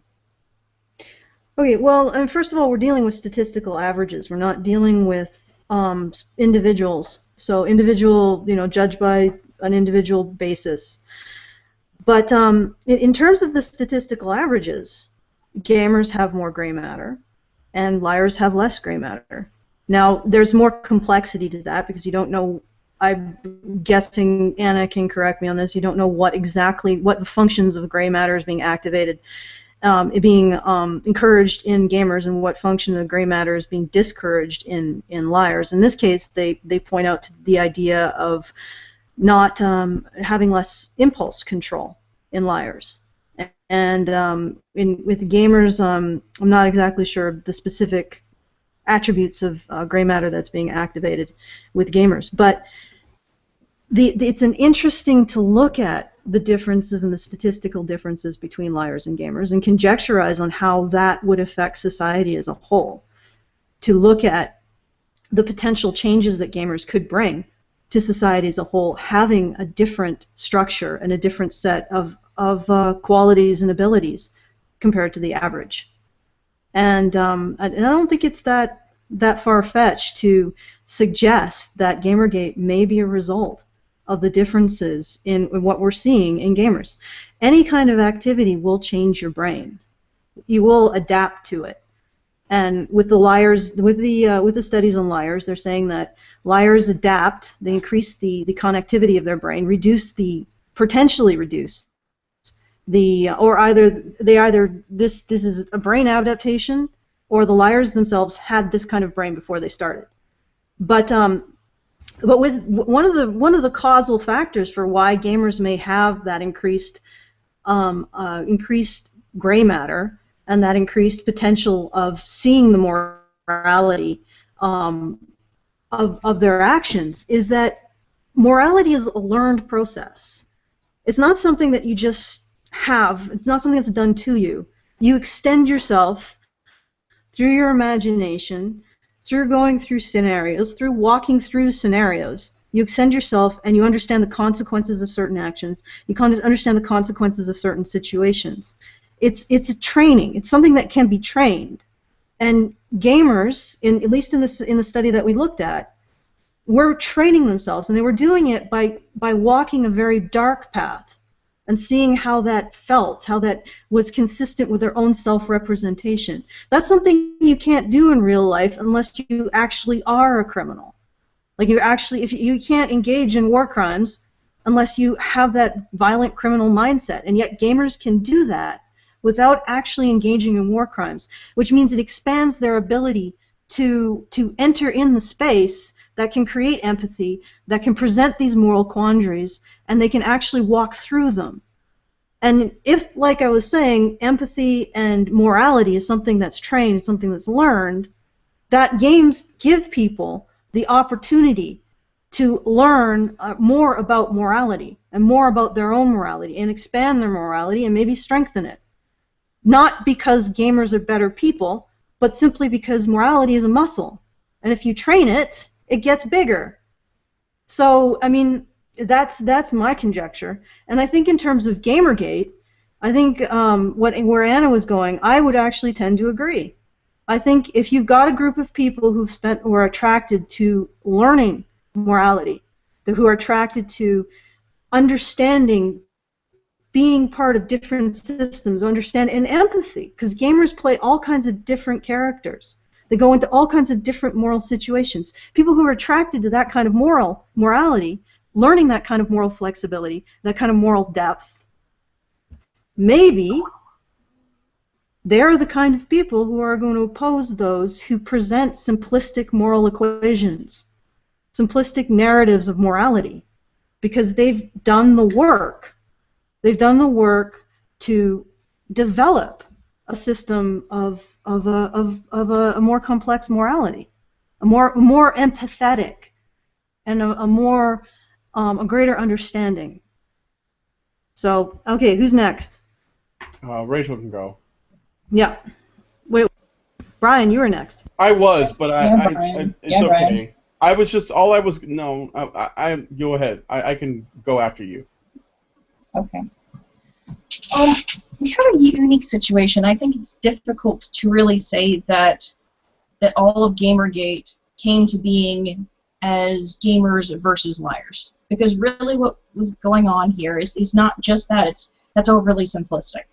We have the fact that we have a whole bunch of different people coming together over a single cause, and it's because it's their hobby. It's because they're consumers, and they relied on these gaming websites to tell them, is this game good? Is this right? Should I play this? And ultimately, they found that these people were dishonest. They felt like their own had betrayed them. I think it's more of a sense of betrayal than necessarily people who are for ethics. Some people who are involved in Gamergate absolutely are interested in ethics, but the reason why it has been successful is the fact that it's been consumers who are rebelling against people who are supposed to inform them upon their choices. I'm going to interrupt just long enough to point out that adding the additional concept "all" makes your argument a straw man.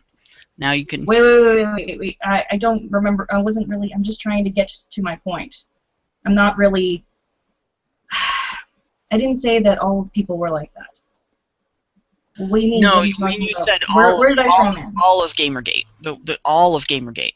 I said not all of Gamergate. It's like that. That when you started out, you said all of. I don't think all of Gamergate. That's the point. The original statement didn't say all of Gamergate. We've been talking about it as an influencing factor behind Gamergate, not the entire cause. Okay, but what I'm trying to get at is something, if you'll let me finish. It's not really... I think it's overly simplistic to try and have it be just about gamers versus liars, because it's the fact that some of the gamers were liars in the first place that there was a problem here. It's not gamers versus liars, it's gamers versus gamers who lied. And I think that's important. But that is assuming those liars were gamers. Yeah, because as we're finding out, a lot of them weren't. Well, you have to think that they did pick up a controller at one point or another. That doesn't make them gamers, though. I People know, who play video games. If I may, real quick, one thing you need to understand is some of these people that write for these websites that are coming under scrutiny are people that basically couldn't get jobs other places and took jobs in that industry begrudgingly. So also journalism. I mean, they are journalists first. So a lot of journalists have to read up on things that they don't know about to write their piece. So I think a lot of it, we need to realize that most of these people were journalists first. If they ended up being into gaming as a part of their job, that's kind of a secondary thing. Well, I want to point out there's no all in this either. Not all of agros are non-gamers. Not all of agros are gamers. Not all of the game journos are journalists by any stretch of the imagination. Yes. Not all of them are gamers. Not all of them are non-gamers. It's all... The only all that can be said in this is that it's all up in the air. There is no... there's no all-inclusive group there. Yeah, okay, now, when you're looking at it black and white... Finish? Wait, let's get Rachel. I was actually interrupted several times on trying to get from point A to point B. But the whole situation that we had here is that we had some people who were dishonest, but in their minds they thought that what they were doing was right. I honestly think that a lot of these people, a lot of the folks that we spoke out against, the people in journalism, I don't think that they necessarily think that the way that they're doing things is morally wrong. I think that they believe, honestly, 100%, that what they have done thus far is something that everybody does, and that it's okay to do that. And that is different from somebody who willfully knows that what they are doing is wrong and says, okay, they willfully know what they're doing is wrong and then they lie. I think that these people actually believe that what they have done thus far is just an industry standard, something that everyone does and is totally fine to do. And that is something that is very, very different than knowingly lying to people. Yeah, but as we can see, liars often not knowingly lie unknowingly. In fact, this if you don't whole know brain structure apparently facilitates that. If you don't know that you're being unethical, I mean, how is that lying to you? at that point in time. Actually, by definition, for it to be a lie, you have to know that you're saying something is not true. That is not true. Deception. Then. For it to, there's a deceptive behavior. Differentiate between untruth and lying, because that's actually lying is the act of putting forth something that you know to be false. Whereas there might be semantics a little bit. Yeah, we're dealing with postmodern. Okay, guys. There's an objective. Guys, can I just? Wait, let's just make sure that... Hold on, let's just make sure Rachel finished her point completely. Okay. We're dealing with postmodernists here who believe that their individual reality is all that matters. So to them, everything that they have done thus far is totally morally right. They are in the right. It was totally fine for Zoe Quinn to maybe have an affair with Nathan Grayson and to do whatever she did, and that's totally fine because that's her expressing herself as an empowered woman, and she can do all those things because it's, you know, it's not necessarily bad because her individual reality is the only one that matters. That's very different from morally knowing that what you've done is wrong and doing the exact opposite. Knowing what you've done is wrong and continuing to do it. Sorry. Okay, well, I wanted to go back to the findings about liars, and the question then becomes even broader. If liars don't know when they're lying because they don't have that stable core, I guess, hard drive memory to really compare what they're doing against, then are there any liars at all? Like, I mean, we can say that, yeah, lying is about intent, but it's also about objective reality, too. Exactly. I mean, objective reality and intent. If they're saying something that is in opposition of objective reality, even if they've been misinformed or whatever, that's one thing. But then if there's an intent to deceive, and the thing is, there's negligence. We have to talk about negligence because there's an ability for the human mind to completely turn off its conscious awareness of what it is doing. And on the other hand, you can increase your awareness of your subconscious. That's why it is now the subconscious instead of the unconscious. It is underneath your consciousness, but it can be accessed. That is how monks, for instance, are able to even slow down their heart rate and breathing because they can access that much of that subconsciousness. So, yes, go ahead. Yeah, I just wanted to finish my thought. And it looks like the structure of liars make them capable of sort of evading objective reality, even what they understand themselves to have happened. That doesn't make them any less dangerous, and it almost becomes a skill that they have, that they can just divest themselves of this objective understanding that we the rest of us sort of carry around, and it's always in the back of our heads to that, you know what, that's not true, that's not true. So it doesn't really change the idea that we got two different brain structures at war here. And you know, that's a generalization. And there are going to be gamers who are liars, and there are going to be liars who are gamers, and et cetera, et cetera, et cetera. But we have the one brain structure that can sort of just core dump its memory and start afresh and go around and start a whole new set of lies.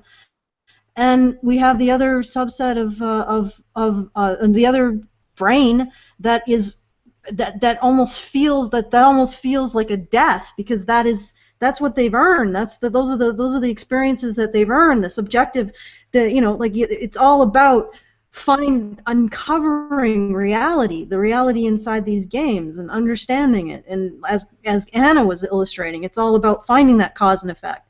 So you got the gamer brain, which is all about finding the cause and effect, and having that well-developed gray matter that's all about memory. And then you have the liars who are not about memory; they're about changing the current reality to fit whatever, I guess, emotion, whatever feels good. And you're still having that sort of conflict of approaches that is reflected in the different brain structures. The conflict of approaches, and the intent of the liar is, and what I was getting at is, if you're going to say that these individuals don't know that they're lying, yeah, well, that's true of most liars. They often don't know that they're lying because they don't have that ballast of the gray matter. At least that's what I'm seeing from the studies. So who's next, Scott or Brian? I was. Brian. Well, okay. Go ahead.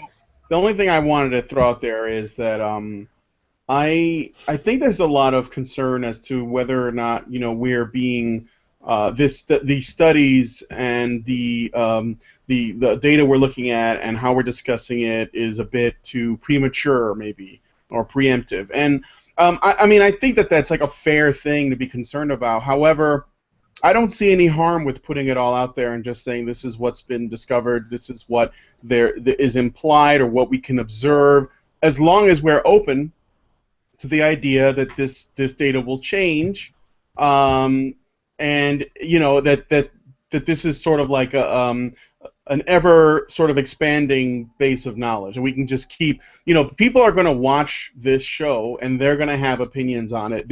There's likely people smarter than us or that have looked at it closer or that have additional information they can add. The difference is that we are not dictating to people that what things are. Instead, we're just sort of like saying, oh, here's the stuff that we found out. It's pretty interesting. There are some interesting differences in the brain with this group and this group. On averages, we're aware that these are averages. We're aware that we're not talking about individuals. We're looking at a broad, sort of like a pulled back image, and that's okay. And people can look at them and comment on the YouTube channels, and maybe somebody will say, hey, I happen to be an expert, and I want to talk to you guys more about this, and I think you're wrong for these reasons, or you might be onto something for these reasons, and the conversation can keep going. And I don't personally think there's anything wrong with any of that. And to sort of go back to the thing about liars, Anna Cherry was pointing out that liars often experience but ignore a lot of cognitive dissonance, a lot of doublethink, stuff that doesn't go together because they're mostly interested in making the reality fit a worldview. Or some people that do it, they do it because they want to get something out of it. Some people do it because they see a goal or a certain world they want to live in, whether they want to be victims or they want to be, see that a lot of the stuff that we've run into, where people, they're aware or they believe that they're being completely honest, or they believe for sure that what they see is objective reality.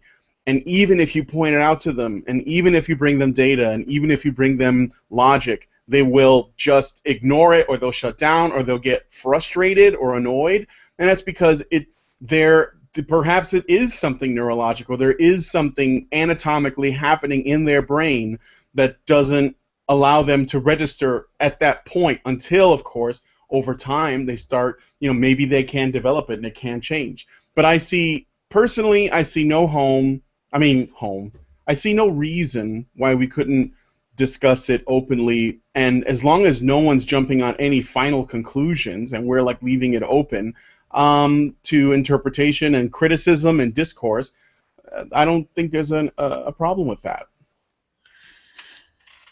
I'm going to differ in opinion, I think, with everybody else regarding the liars not knowing what they're doing aspect of this. I don't think it's a lack of awareness. I think it's a lack of admission to the self, and there is a difference in that. A lack of awareness is kind of if you're going along and you don't actually see, you're not exposed to the evidence that what you're saying or what you're living is not true. Whereas in the case of particularly pathological liars, there is instead a carefully constructed scaffolding of excuses underneath every single lie to hold it up. And this goes right back to the vexatious litigant that I keep talking about. I watched this happen. And it's the same thing. You see the same thing with irrational arguments based on other magical concepts.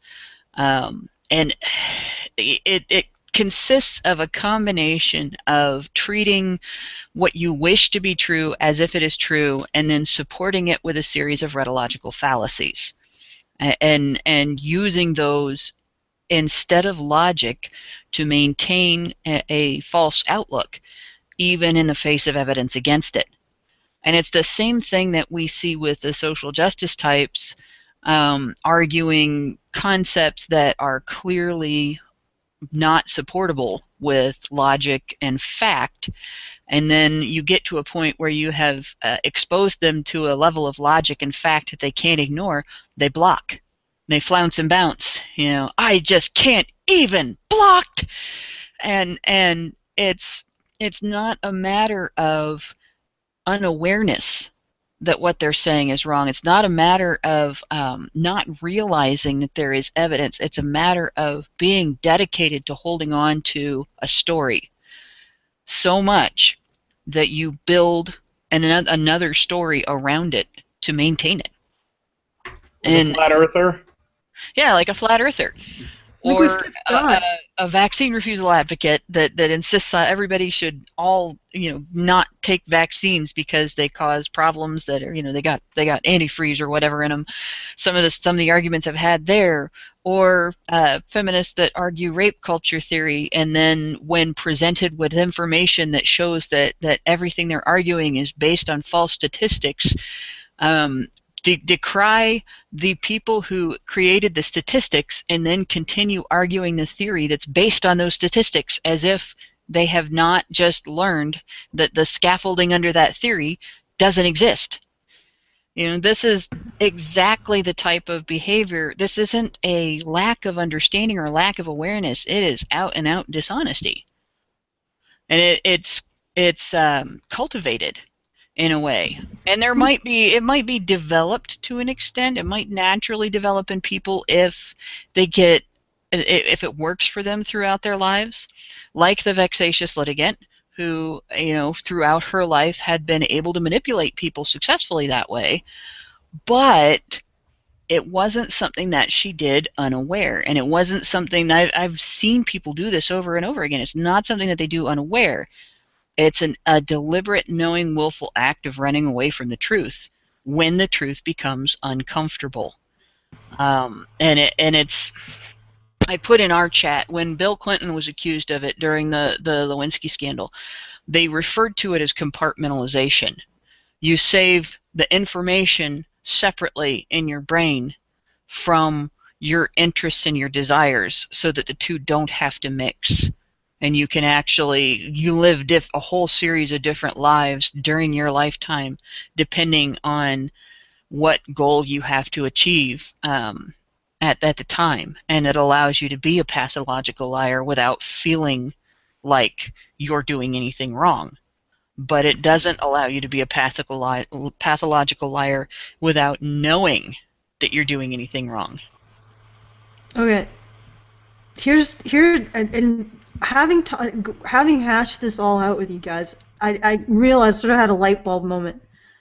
This description of how liars operate, the flexibility that they have between concepts and their ability to jettison reason or research or evidence, this is exactly the experience that I have arguing with social justice warriors. Yep. But really, what that makes me ask is, what is it that they're maintaining? Because I know we, in a lot of cases, and you know, we're fallible. We always have to doubt ourselves and make sure we're basing our opinions. I mean, what we would assert, not necessarily our theories and conjectures, but what we would assert on research and logical thinking. But what is it that they're maintaining with all of their movements? They obviously have to be protecting something, but what is that thing that they're protecting? And I'll get them on one point, and they'll immediately twist into something else. And it's so good. Like, they're so quick. They're maintaining I'm the illusion of freedom astounded. from cause and effect. They're maintaining the illusion of freedom from cause and effect, because if you don't have freedom from cause and effect, then you cannot avoid accountability. Okay, but it astounds me because, to be honest, and I've been arguing with them for 15 years, and sometimes I gave up on a lot of the reasoned arguments because it didn't seem to make a dent. And they'll immediately twist around and go on the attack. Like, they're always on the attack. They're always trying to push back on you. They're never actually considering what you're saying. And it's like, I'm astounded. It's almost a form of brilliance. And I realize now from these studies into brain behavior Like these people, I mean, if you could just ground them in some sort of sense, these people could probably send us to fucking Alpha Centauri, because they're so fucking brilliant. But they have absolutely no grounding in some sort of factual reality. It's like these are gems, and they're using all of their mental powers to maintain stupid shit. If like, you grounded it's so frustrating. If you grounded them in reality, their brilliance would disappear entirely. Are you sure? I mean, is there any way that we could? Absolutely. Yes. I have evidence on this. We've had the same brain size and structure for the past like 60,000 years, or 600,000 years. It's been like a really, really long time that we've had the exact same brain structure and all the stuff where it is now. But then we did not have symbolic thought, we did not have logic, we did not have tool making. So the entirety of this powerful brain that right now we use for science and for, you know, tools and like going out in space and all that good stuff that we've developed with civilization, that power was there before. But what was it used for? What primates do, which is social machination, and that's where we get lying. That's why people lie, is to get higher in social hierarchies, is to get things from people. It's entirely social manipulation. So exactly, that brilliance would go away if they were grounded, or it would turn into tool brilliance. But the brain, the way the brain is wired in them, it is very much not structure focused at all. So there will need to be some crystallization of their brain that's all over the place right now, and that would absolutely remove their ability to be so socially adept at manipulating people, for sure. Well, I mean, they can move from concept to concept with such incredible ease. It's astounding. Like it's actually sort in its own way. It's really beautiful. Well, I think they are absolutely protecting this reality that they live in. They do live in a reality separate from our own, but it's almost layered on top of our own in one way or another. Because all of the things that are there, they just choose not to see them, or they just don't. I mean, it's kind of, and I'm gonna try not to go too far off. It's like the empathy gap that we have here. Like we can't get women to look at men suffering and stuff like that. And you're like, well, gee, how could you ignore that? How could you not know? How could you not know that these things are happening in front of you? And it's because you have the ability to just block out things that are painful. And everybody has that ability. And it's so deeply ingrained in us that these people just have a heightened form of that. Anytime that anything is painful, they ignore it. They don't know how to deal with it because maybe they've never had to endure anything in their life. Maybe they've never had to endure meaningful hardship. And so when something big comes along, something really, really terrible and hard, they don't know how to deal with it. So the immediate reaction is to just block it out. I'm not listening. I'm not listening. I'm going to go to my happy place. I'm going to demand that there are safe spaces and things like that. Maybe that's what it is. It's that they need to live in their own reality because that's where they feel safe and comfortable. And to unpack all that, to actually acknowledge reality, would be so painful and would harm the identity that they've built everything around. Everything that their sense of identity is entirely wrapped around all of these things being true, which is why the red pill is so incredibly devastating to people, because they believe that they've been living in one reality their entire lives, and then when they realize that this is the real reality, the one that you wouldn't look at, yeah, that's why it's so devastating. You build your entire life and everything around that sense of reality. And so when it's gone, yeah, a lot of people get depressed. A lot of people get suicidal. So, yeah. I wanted to add something, too. I think that... I had my name in the... Go ahead, Brian. And he hasn't talked that much. Okay. Oh, yeah, and Cherry's got her name in there, too. The thing I wanted to say is that it may appear that these people are pretty smart, but they're not really as smart as it seems, because what they have is they build their world, as you guys were saying, out of bricks of slogans and the data that supports their worldview and their sort of like buzzwords, and they also have like their communities or their friends or their circles that basically support there's their ideas already, and they have all of these sort of prefabricated answers to any question you bring to them. Much like people who are, very, very religious, much like we were just talking about before, flat earthers and anti-vaxxers and all these other people that have these notions that essentially avoid logic, and they avoid science, they avoid studies, and they avoid reality. And if you throw any of your logic and facts at them, they always have, like I said, these pre-constructed arguments, these buzzwords, these phrases that they use to not only deflect people who come and argue with them, but mostly to protect themselves from having to come to face with what is on the other side of the wall that they built. And when you don't have anything left, like if you get past everything else, then they try to shame the person who's arguing with them. That's like their last line of defense, if not the first one, if they're like less prepared. So they accuse you of being a misogynist. They accuse you of being a racist. They accuse you of being a homophobe. They accuse you of, being an abuser. They make accusations, and this actually works for them, because when all of the other logical arguments get past the defenses and they throw that out there, only people who are absolutely steadfast in their own knowledge and their own logic and their own confidence in the information that they have can get past that. And then after that, then they get shamed into, they're avoided, they're shunned, and by and large, I think the thing is too about these people is they are, I think, relatively well-meaning. They think that they're on the right. Obviously, they're on the right side of history, and that's their belief, and in what they're doing. So even if they're proven wrong in every other instance, they just run to their hug box, they recharge, and because they're surrounded by people who don't disagree with them, and then they manage to sort of build their wall back up.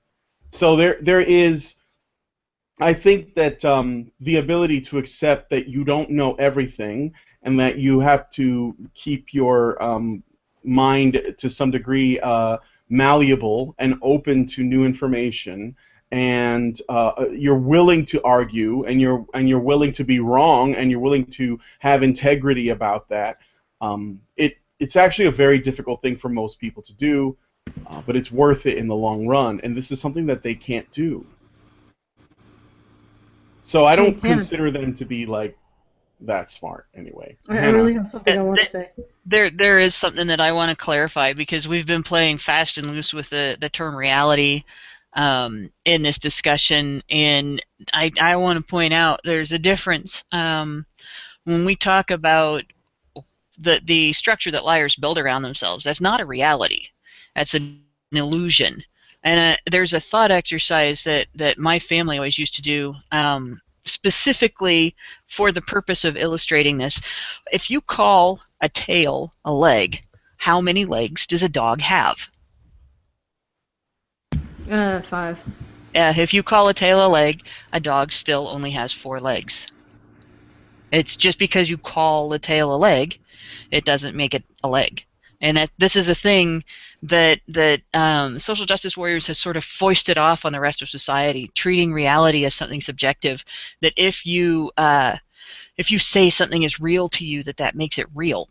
If you say you're experiencing something, that puts that experience, your personal interpretation of what's going on around you, on everybody else as a responsibility.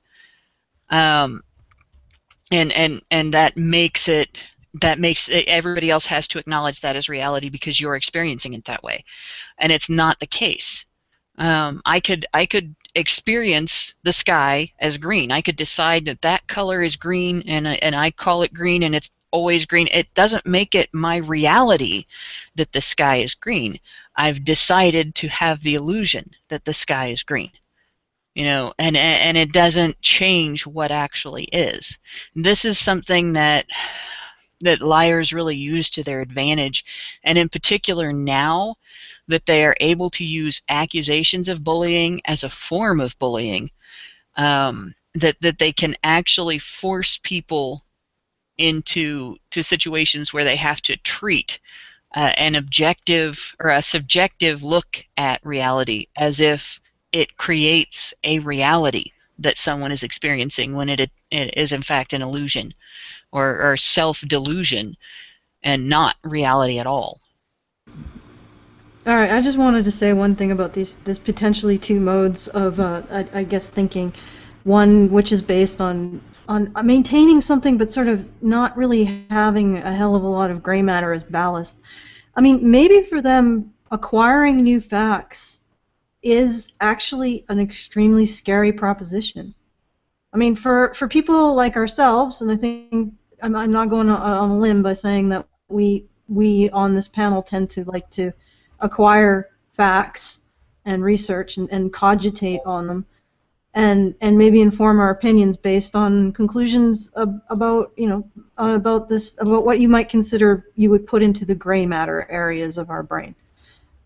Maybe these people are actually inhibited in actually retaining stuff in their gray matter areas. So when we're presenting this stuff to them, they're responding with fear because they don't know what to do with it. Can I interrupt for a second? You know, and yeah.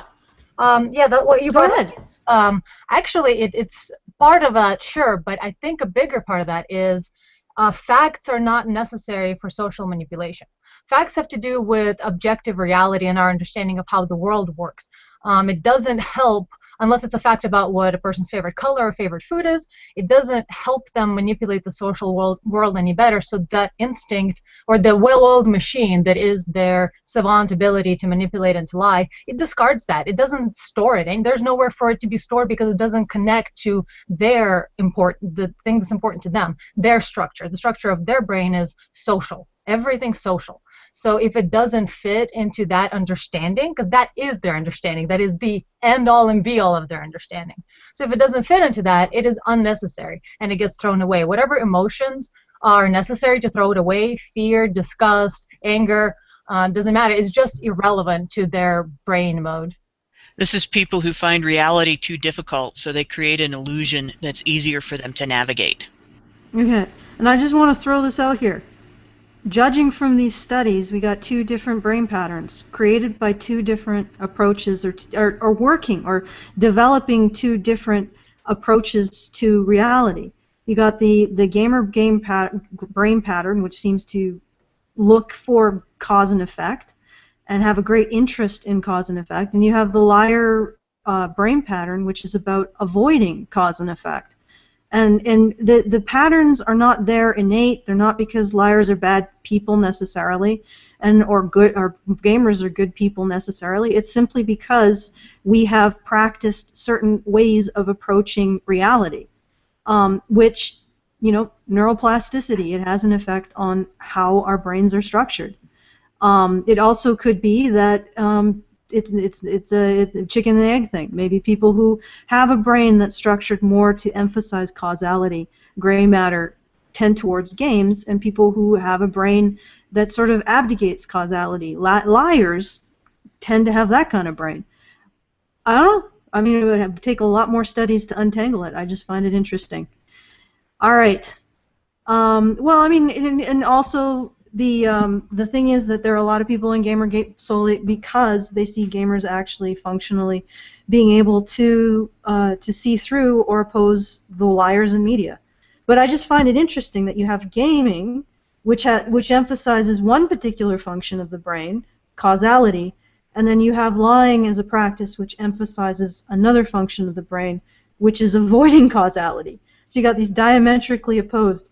And I'll just throw that out there as a thought experiment. But let's maybe go to the Tumblr pillow fort, because I think that's where we were pretty much dancing around the subject. I'll lead into it though. But you guys that are listening, this is a humongous topic. Clearly, not everything is in, but please, please, please, if you like what we were saying, or if you have some opinions or some additional info or data, add it, because it can't hurt to have more facts.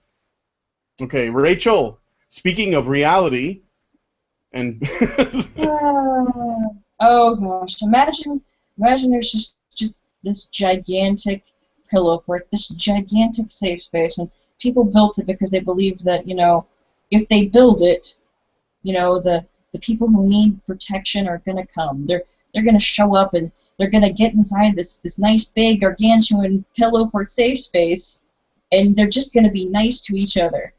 And that sounds really great in theory, but it completely falls apart if all the people who are going to then be in the safe space are complete assholes. Which brings us to Pillow Fort. Pillow Fort is a proposed social media platform where, for the people who are more Tumblr than thou, the people who are really offended by Tumblr and find Tumblr to be far, far too problematic and far too offensive, and they need more protections, and they need to have the ability to block people at a whim and things like that, and they need to be only talking to all the people that are just their best friends, which sounds really, really great, but it fails as a social media platform. Because if you've noticed, I mean, who remembers Google+?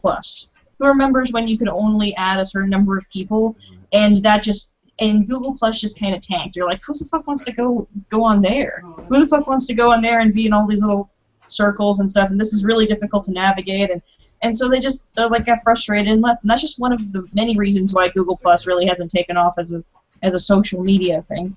But the whole thing that really makes social media work is not just the ability to talk to your very best friends in the world, it's the ability to talk to complete strangers about a variety of topics and feel, I suppose, relatively safe. And by safe, I mean nobody's, going to come over to your house and stab you normally. Like, it can happen, but not usually. While doing so. So you might be able to say something that people don't agree with, and you can, talk back and forth and share ideas. That is one of the reasons why Tumblr continues to be very successful, despite the fact that there are so many terrible people on there. So there's so many just awful people who are awful to each other. It's because also they believe that they're really great people and that they are right. And so no matter what they say, no matter how many people that they're mean to, they can just continue to do that because they're right in doing so. And those are the people who will probably find Pillow Fort to be a really great idea and just will flock there once that website finally gets off the ground.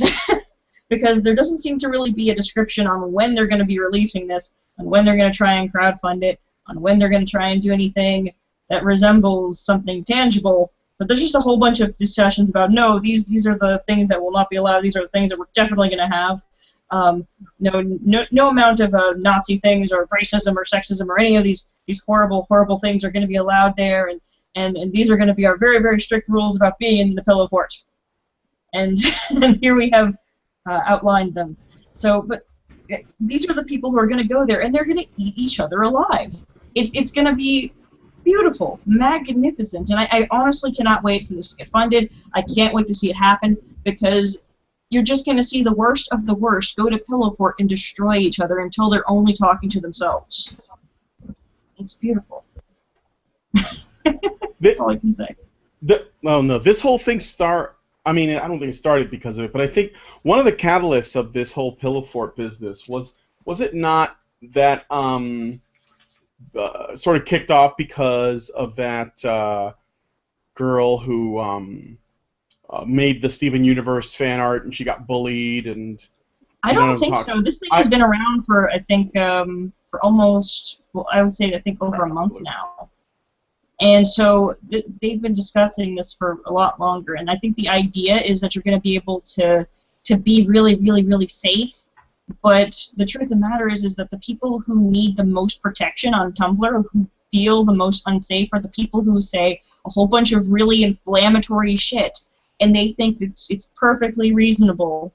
And then when people get upset at them, they get upset, and they're like, oh my gosh, why are you attacking me?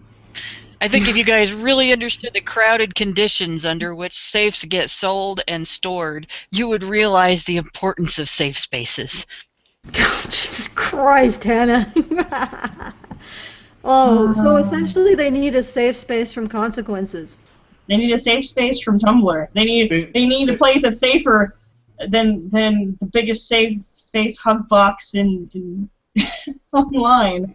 So it's like the Russian doll of safe spaces, and they'll probably need another one within that. And like I said, it's gonna immediately start. Originally, it's gonna start out, and I've written about this in my article on Medium. It's gonna start out being like, oh my gosh, it's gonna be fantastic and wonderful because we're all really people who are really nice and we want to be nice to each other, and everything. And that's gonna be the first thing that the immediate feeling. But then that's going to be replaced by I hate you, I hate you, I hate you because you said something problematic, and then everybody's just going to kind of swarm on them, and then they're going to end up blocking half the people that they know until they're not talking to anybody at all. They're just like it's hugception. Pretty much. It's like the safe space in the South Park song. It's like bully-proof windows and troll-safe doors in my safe space. And there's just got like a little bed in there or something, and they feel individually safe. They can't see anybody else. It's just a little box. And that's what it's going to be. So does this mean that regular Tumblr is going to become like a place people want to go to? Cause yeah, that's the thing. I'm not afraid of the pillow fort people getting together. I am not afraid of that at all. Because what it'll do is it'll mean that there'll be a whole bunch of other people who will not miss any of these terrible human beings on Tumblr and all of these other forms of social media. It's like you're doing us a favor by pretty much isolating yourselves. It's like social media for the antisocial. And it'll just like keep them off in their own little place. It's like, yeah, you could be there. Go on. Get out of here. The padded rooms of the internet. Oh, well, the greatest thing about this is... What? The greatest thing about this is it is going to paint a giant fucking target right on their own backs. Yep. They are going to get mercilessly attacked by trolls. Oh my God. I think this is probably going to be one of the funniest things ever to spectate, because you're going to see people from the Chan boards just fucking eviscerate these people. I mean, oh God, it's going to be brilliant. I'm sure it's going to be a hell of a show. Okay, I have an idea. I have an idea how the Tumblr fort, pillow fort can prevent that. Anal sphincter scans. I think you've gone a little bit too far this time, Allison. No, that's how they'll verify their own. Is by scanning their anal sphincter, or maybe having some sort of pressureometer inserted. No. They need crayons and puppy pictures. That sounds like a pain in the ass. Oh, rim shot. Oh. Groan. Hashtag groan. I love you, Rachel. I love you too, Hannah. I'm gonna fart in the pillow fort. Pillow fart. Okay, I think you know what I'm calling it. No. So the trolls are coming. That's gonna totally happen. They're gonna come to the pillow fort, it's gonna be glorious. I want to see what the Chan boards come up with. All 300 genders are gonna be inside that pillow fort, and none of them will be safe. It's going to be a glorious day. It's going to be glorious, yes. It is going to be glorious. The trolls are coming for their lulls, and they're not going to have enough lulls to satisfy them. They're going to run out of lulls. They're going to drain them of all their lulls. It's going to be insane. They're going to have all the checks once they drain them. Yes, yeah. They're going to be like, oh my God, the trolls are coming. Do we have enough lulls? They're going to take all of our lulls from us. You better believe it. They're coming for your lulls. Oh, God. You will not be able to stop them. Do we have another item? Because lulls coming in limited supply. I have a bonus item. If you guys are willing to take it. Are you willing to take it? Are you willing to take it? Item. We can take your whole bonus there. There's now a hashtag on Twitter called National Offend College Student Day. And shouldn't be too hard. It is magnificent. And to explain it, there's been a lot of crazy stuff going on in campuses. I think it was in Missouri, and I think there's another one. I think there's also some shit going on at Yale. And basically, it amounts to one gigantic tantrum over the president of the school in Missouri, not taking it seriously enough that I think on one or two occasions somebody got called a racial slur. And at one point, somebody, I think, drew a swastika and poop inside of a bathroom. poop, and they just kind of formed a swastika on the wall. And instead of thinking, okay, this is really just really ignorant and stupid. Okay. Because they decided that the president of the school was far too white to understand their plight and wasn't taking it seriously enough, I guess some other shit went down. So I think the quarterback of the football team, if I'm not mistaken, like went on a hunger strike, and people had sit-ins, and they decided they were going to walk out of class, and just all these things to try and get the painfully white president of the Missouri college. I forget what what specific college it is. It was oh god, damn it! It's not. What, Mizzou? Anyway, yes, Mizzou. Yeah, Mizzou. Yeah, to get him to resign. Then he finally resigned, and he's like, I want to help everybody to.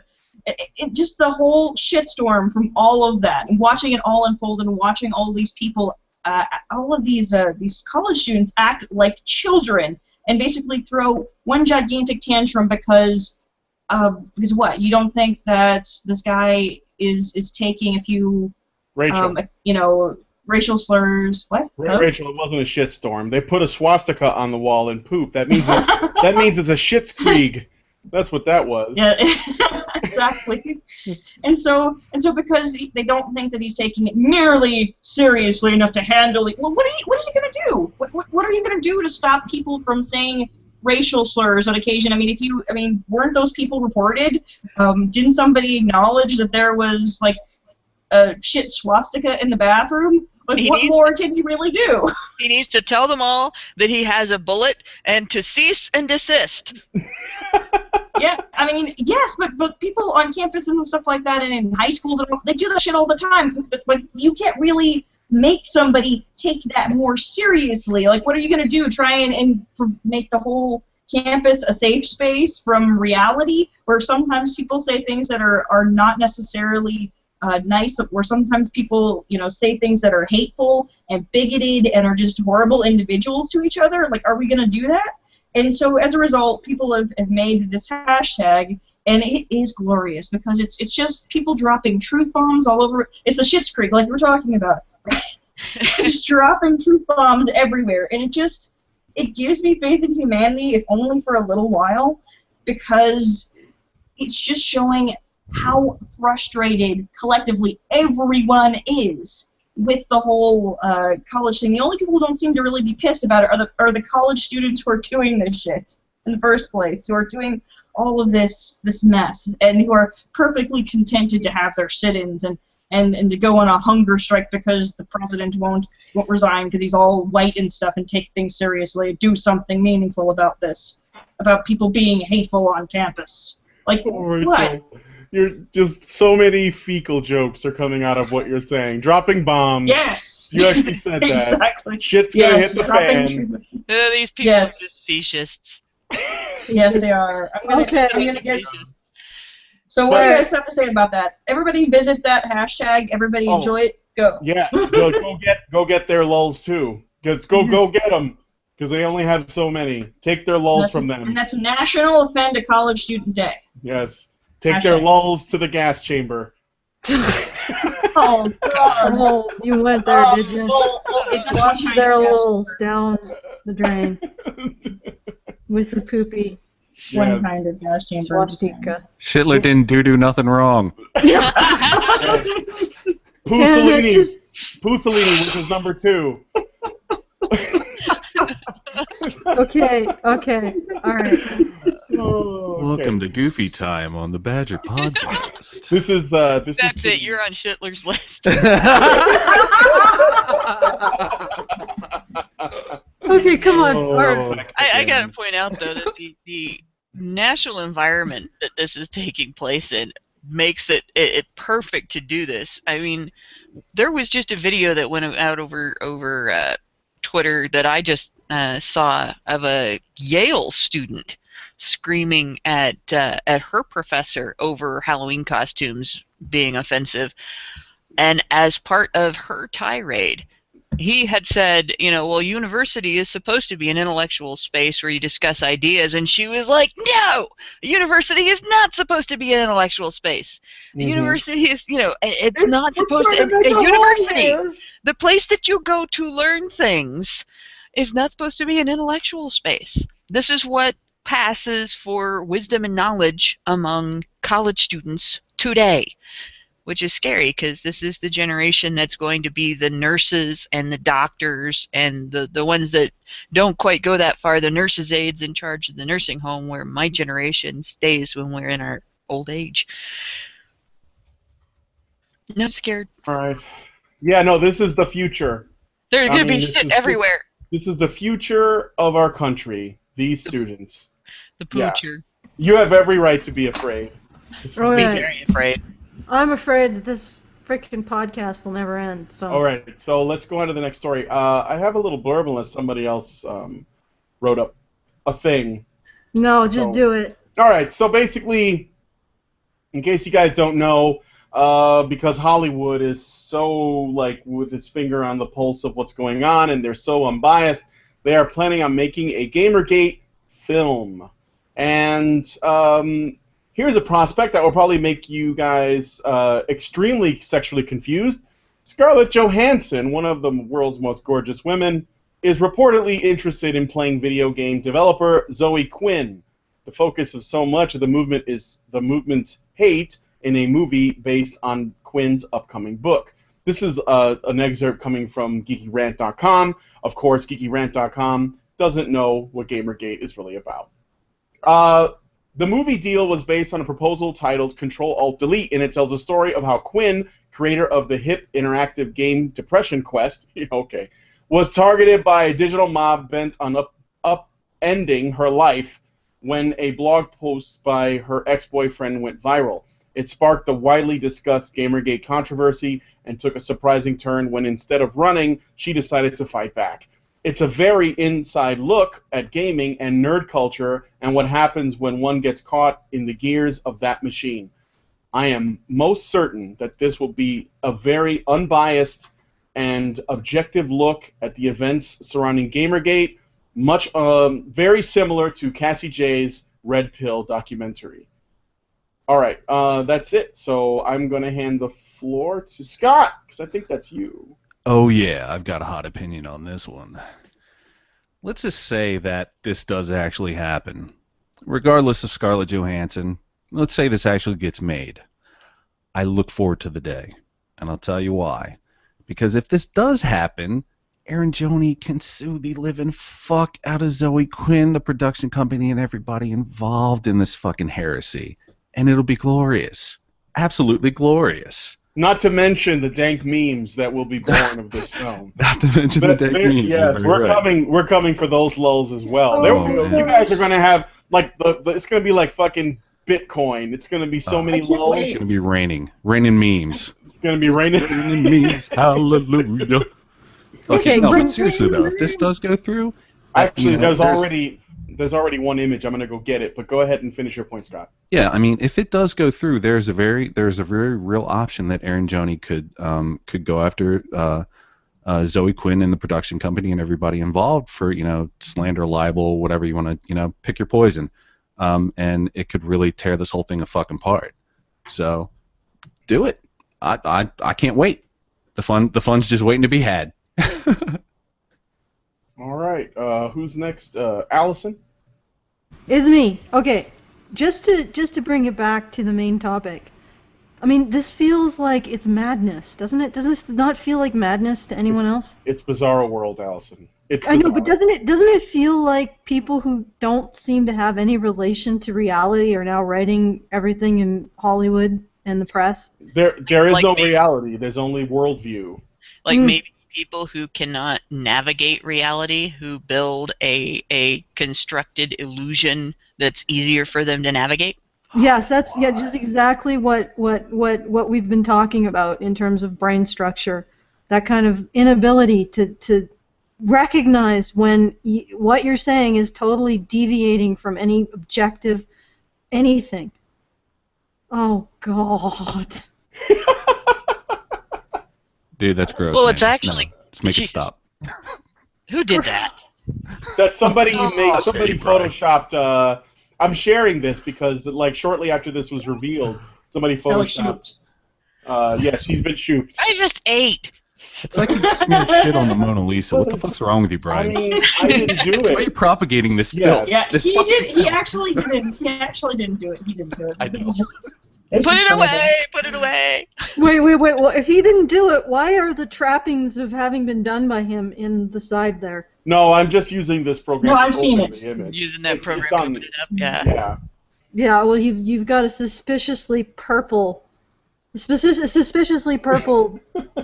color palette over there. No, I in frame. didn't. I'm Yeah. glad No, you no, finished I've seen that it elsewhere.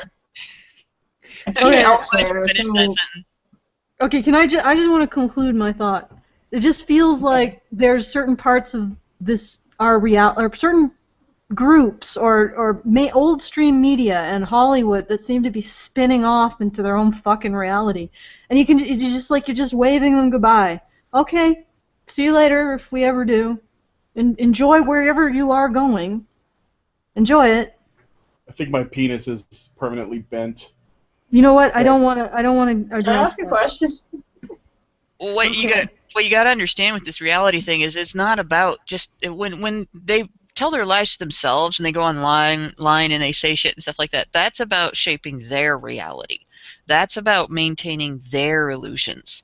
That's not about necessarily everybody else until the discussion gets bigger than them and takes place in an environment like a hashtag or a forum or under the comments under somebody's article, things like that. And then they cannot control it anymore because they're inundated with information that they can't avoid.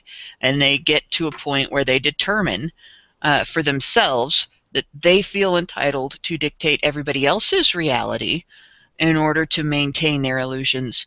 That's what taking these big platforms, Hollywood, television, newspaper, and all that, not just newspaper, but news media, I should say, all of that is about broadening the reach of their personal illusion. It's about forcing you to participate in maintaining their illusion so that they don't have to confront the reality that's too difficult for them to navigate. They want you to become part of their hug box. That is what making this, and they want to be like in situations where they're trying to influence the entire public. Here they are basically deciding I have to have a bigger voice. I have to shout louder because they don't have truth. Having to shout louder and admitting they have to shout louder is their admission that they don't have truth. Therefore, they have to be the only or the loudest voice. Now, as far as the rest of it goes, the other thing I wanted to say is I really feel sorry for Scarlett Johansson, because I will bet she never heard of Gamergate until she got this script. And I will bet she was not sitting around going, you know, my career is just going too well. I'm too popular. Everybody thinks far too much of me. What can I possibly do to tank that? I need a shark to jump. Yeah. Is she going to screw 5 dudes at the beginning of the movie, though? Oh. It's going to be an R-rated in film? that case, they got the wrong kind of star. Okay. Okay, can I say something? Yes, Rachel, You know, please. I honestly can't wait for this movie to happen, and the reason why is it's kind of like it's kind of like destroying your own arguments, like one step at a time, just like one bit of drama at a time. Because if you look at all of this stuff, the whole argument is that we're just poor little girls, and like this internet hate mob just jumped on top of us, and we don't have any pull or anything like that. And all these people saying that we have all this pull are just conspiracy theorists. Don't you know that? And then what happens? Like they end up on every not maybe every, but they end up on a lot of major different news sources. They've got an episode of SVU. They're talking to all of these really high up people. They're able to get into like Google. They're able to go talk to the UN. And then what now? They're gonna like have a movie. They are destroying their own argument that they have no power and this isn't really one big circle jerk among these people, that all of these people in media are not practically in bed with each other. In fact, now we're just seeing just how much the fuckery goes. Because at first people were just thinking, okay, well, we just got to clean up games journalism. But then you're realizing their connection to major media sources in Hollywood and just everything. You're realizing just how deep the networking goes and how big the problem is and just how fucked we are. And it's like screaming it at the top of its lungs. So if this movie gets made, it's like, it just goes to show how all of these things that we've been saying all this time have been entirely true. It's just, yeah. Oh God. They're just gonna keep building and building. Like that. Like anytime they get exposed, which, as we learned from the Rant Zerker earlier today, being exposed is something they're very much against. Whenever it looks like the light is about to get in and like hit them, they start building more stuff, and they disable comments. They run, yeah, they disable comments. They whatever. They go to the UN. They go to journalism. It just keeps escalating, and now they're going to try and make a film, which is essentially going to be propaganda, to try to like essentially get the people who are either uninformed or sort of indifferent, but maybe like the actress, to go see it. And then it's probably going to have like a PSA in it that's going to say this is real, based on real events. Look out. And they're just gonna keep escalating and escalating and escalating because their worldview is crumbling and they're becoming extremely desperate to change people's minds. And Gamergate's not going to stop. Like the SVU episode, exactly. Yeah, totally based on real events. Speaking of the SVU episode, that brings up something that I wanted to point out real quick, and that is, don't count on the ability of a lawsuit to have any effect on this. If you think back to the SVU episode, you'll notice, there was a character that you could easily identify as representative of Anita Sarkeesian.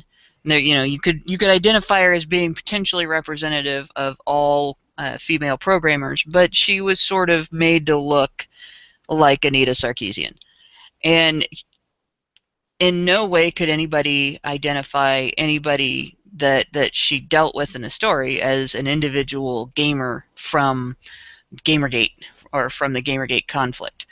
And the reason for that is because they impersonalized it, and they may do that with this movie. They may decide to tell the story as a story that is based on a true story, fictionalize the character names, and make it similar enough without taking the story itself and telling the story itself.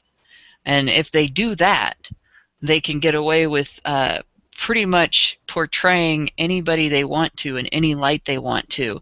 And as long as they have the plausible deniability, well, that wasn't that person, that was just representative of the behavior that we're complaining about, there isn't any lawsuit. There isn't anything that you can do about that. There's no defamation because there's not a particular target that they can point to and say this is who they were targeting with that defamation.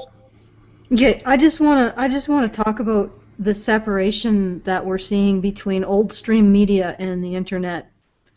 And this is bringing up another study on lying. It found that the more, like in those situations where you don't have, like in mediums where the words don't stay, basically. So when you're talking to someone face to face, you lie more. When you are putting up a newscast, potentially, and nobody can actually access it after the newscast airs, there's more possibility of lying. But as you get into a situation where you can't hide what you said, like the internet, because the internet remembers forever, the lying correspondingly gets less. So the more you can just step away from what you said, the more likely people are to lie. The less you can step away from what you say, the less people are likely to lie. So I think this might be one of the schisms between the old media, the old stream media, and the new media. People can't step away from what they say anymore. That's why we're seeing this Tumblr Tumblr space what do they call it? Pillow fort. Essentially what these people want to do is be able to step away from what they say. They want to be able to say appalling things. They want to be able to lie and not face the consequences. But the problem is that their lies and their bullshit is always there, recorded for eternity, for prosperity.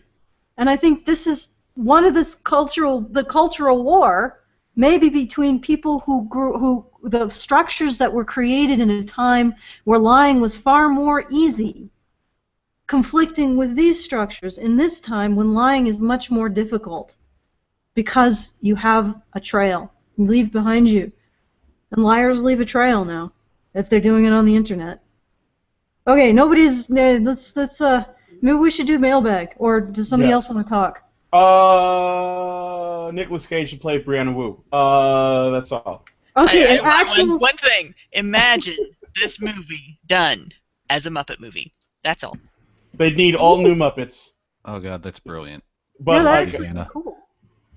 Yeah, that would be pretty funny. Actually, we don't even need to wait. I'm sure there's somebody on YouTube that could make, Mike has two puppets already.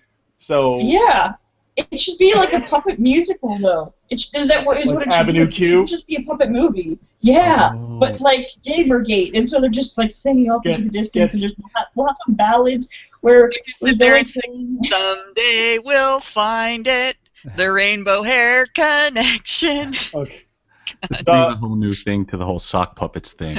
Yeah, exactly. You know what? I finally understand I like Mike's original animation that he did about the honey badgers. I finally understand it. No, I understand it. Well, it took me this long. Go ahead. It's he said that essentially the creatures of the woods, not the honey badgers, but the creatures that they confronted in the cartoon, they were used to living essentially by having whatever they said disappear as soon as they said it. And now they exist in a new world where everything they say does not disappear. It stays forever. Yeah. And they can't adapt to it. And they have to face it. Mm-hmm. This is the world now. Okay. So Trey Parker and Matt Stone, we know that you guys are watching our show and that you're huge fans. So when you see this, you should probably start writing the songs and designing the puppets for the Gamergate puppet movie. They could call it because we know they're minded. Sock puppet the movie. The feeble-minded, yeah. All right, so let's look at the mailbag. Okay, yeah, we might not be able to get through the whole thing. All right, well, you let me know when we've done enough, and I'll say fuck you to everybody else. All right, hey there, Badgers. Oh, you want me to stop now? No, do a couple. Okay. On the Cyberpunk episode near the end, Brian brought up military experiments regarding cybernetic implants for performance enhancements on the battlefield. Well, funny enough, Black Ops 3, the new game in the Call of Duty franchise, seems to be tackling that very issue. Check out Embers, which is a story set up for the universe the game is taking place in. It first goes through a civilian enhancement leading to a Snowden-type leak where a whistleblower points out highly advanced stuff with footage of thermals to illustrate the most limbs and even the eyes of the operative that are replaced and with cybernetics. I'm sorry, these sentences are a little jumbly. I'm personally thinking of making it my first Call of Duty ever between that story and the zombie mode, which features Jeff Goldblum and Ron Perlman trapped in an eldritch horror. Just wanted to point that out and share the hype. Well, thank you for sharing that hype, Ike. And yes, I love me some Jeff Goldblum and Ron Perlman, so that is fucking sweet. Two more actors, by the way, because we talked about these kinds of actors on the first show on Monday, that do not have to actually play a role and instead just play themselves. All right. Okay, well, don't feel bad, Brian. Don't feel bad. You don't just. One does not don't simply feel read. Yeah, don't feel Brad. Leave Brad alone, Brian. Oh my God. Yeah, stop that. You're getting handsy. Sorry. You're getting handsy with Brad. No, we don't know who he is. He'll just have to be. One does not. This is from Rachel. One does not simply read the mailbag. One feels the mailbag. One endures the mailbag. Survives the mailbag. Sometimes no, the sentences are just crazy. Okay. We love you, Ike. We love you, the puzzles that you give us, the verbal puzzles that you give us to decipher on the air, with all the pressure of people watching. We really appreciate that. I'm not being sarcastic. It sounds like I am, but I'm not. We like to keep our minds and wits fresh and on our toes. It was Brad, and I should feel Brad. Yes, you should. Okay. Okay, next letter. Hey Badgers, listening to the newest podcast, Cyberpunk, I'd like to point out the theme in Batman and other comics-based media of a male character seeking attention or affection only to be pushed away or tricked by women they were pursuing. The reasons are diverse, but it all feels like a superhero/villain version of real stories that men go through. I'd like to suggest examples of this. First, I'd recommend 2 Batman-themed examples. Firstly, like in Gotham, Riddler was subjected to this before in the animated series known as The Batman, which was largely hated by fans of the Dini and Timverse due to changing several villains both visually and personality-wise. In the episode Riddler's Revenge, it goes over his origin, which is him being a genius that is set to revolutionize studies regarding human brain activity that is sabotaged. It also involves a jockish jerk, a Miss Kringle-esque love interest, and an interesting twist that makes the whole situation more sympathetic for the Riddler. Also, Robert Englund voices Riddler in the series and brings a great performance to it.